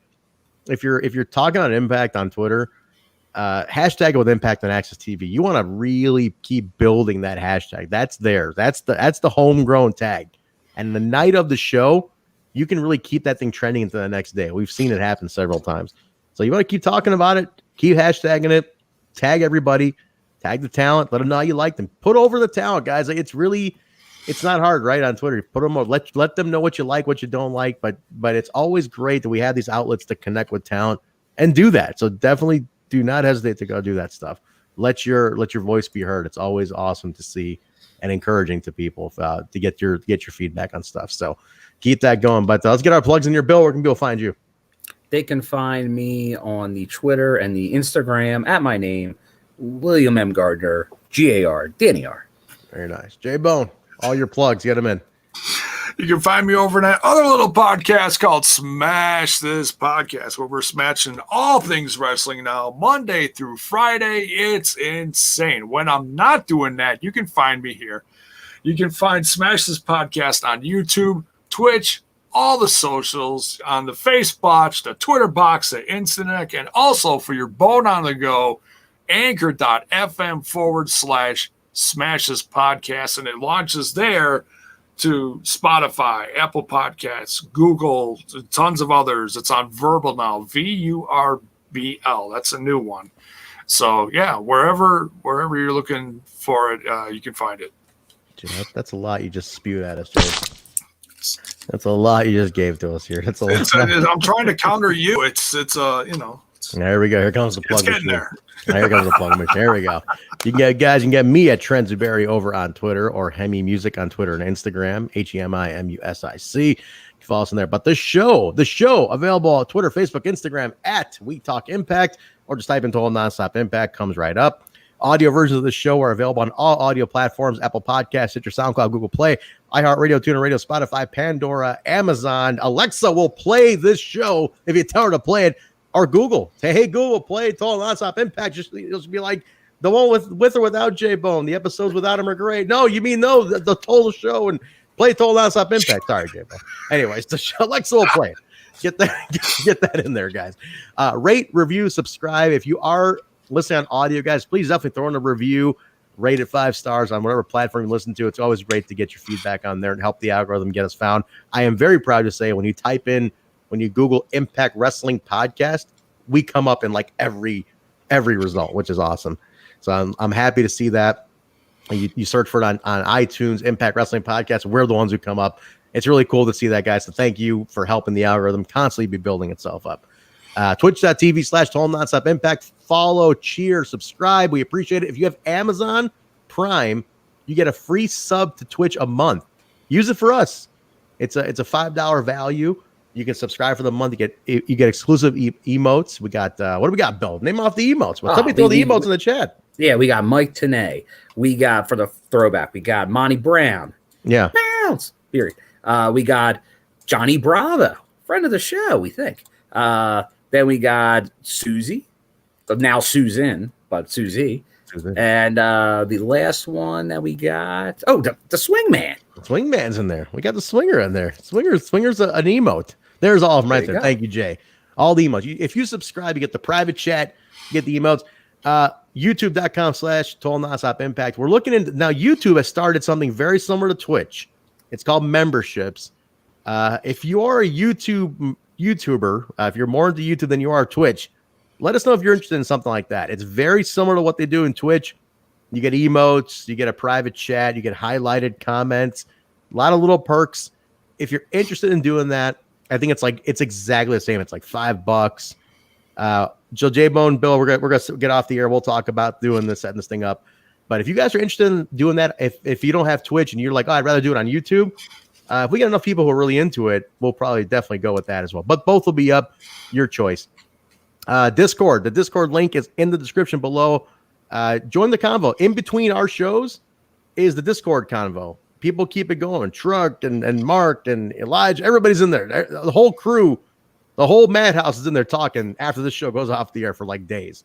So get in there, jump in there, guys. There's several rooms you can hop in and out of the Discord. Lots of different discussions. It's not just Impact. Yeah, tons going on. There's a room for pizza. Just talking pizza in there.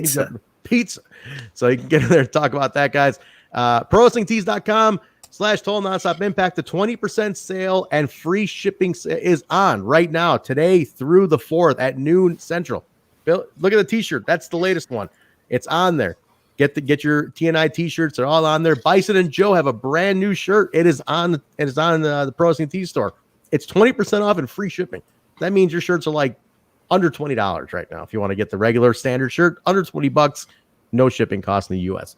So pick that up, guys. The show schedules: Tuesday is the flagship show, Impact on Access TV. We are the post show, 9:05 Central, 10:05 Eastern. We go on the air. Impact ends. We're right there launching with the post show. Thursday is Throwback Thursday. TNA Asylum shows. We're on number 56 this week. So if you have Impact Plus, watch TNA Asylum shows. NWA TNA number 56. We review it. It's very fun, very casual. Mark joins us for those. We hang out. It's really fun to relive the history of Impact Wrestling through the TNA Asylum year. So it's a lot of fun. Join us for that. Fridays, every Friday is the TNI UK release. Bison, Joe, and Steve have their news of the week, their thoughts of the week. It's the thoughts from across the pond. The lads get together, talk about the week in review, essentially. And then Bison has exclusives that come out, exclusive interviews. There's Deonna Purrazzo. He's got up there Jake Christ. He's got all sorts of interviews on the channel. So go check out the TNI UK playlist on the YouTube and the audio stuff as well. And then Sunday, the Impact Plus Weekly, we talk Explosion, news of the week, open forum. We do an hour Sunday nights, talk Explosion results, and just kind of open the door up on anything else we want to talk about. So yeah, we didn't do news tonight. I'll bring up stuff throughout the week. We'll bring it up more on this coming Sunday. Do we have news tonight, Jay? I apologize if you had anything. I didn't know if we really had. It wasn't much. It was well, no, it's okay. Well, we'll talk about the news on Sunday because I know some people wanted to hear the jingles. They wanted to hear the fake wrestling news jingle tonight. Oh, play the jingle. I don't care. Yeah, play the jingle. Should we play them the jingle? You guys want to hear the jingle before we leave? Play the jingle. Play my jingle. All right, we'll play the fake wrestling news jingle. Here he is. Longing for that fake wrestling news. Don't believe anything that you read on the internet.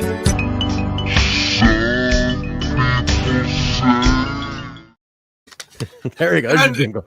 There's Meltzer having That's why you got to stay to the end. Sometimes you get fake wrestling news at the last minute. Sometimes the scumbag's on after the song ends at the end. After the song ends. Yeah, he just pops up. He appears like he's just like boom, he's there.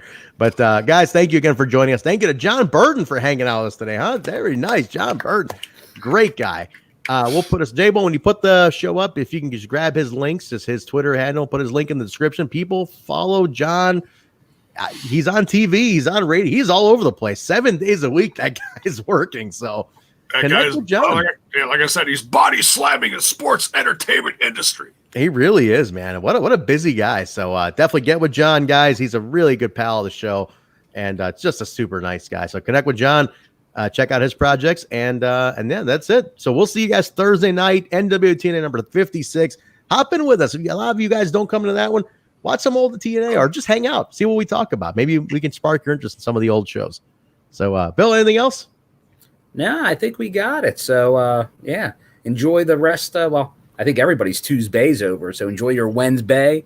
Hang out with maybe Jaybone a little bit. And, yeah, okay.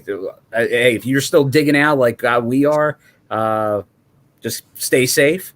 There's already enough out there to be worried about, so don't overdo it with the shoveling. Take care, and we'll see you on Thursday.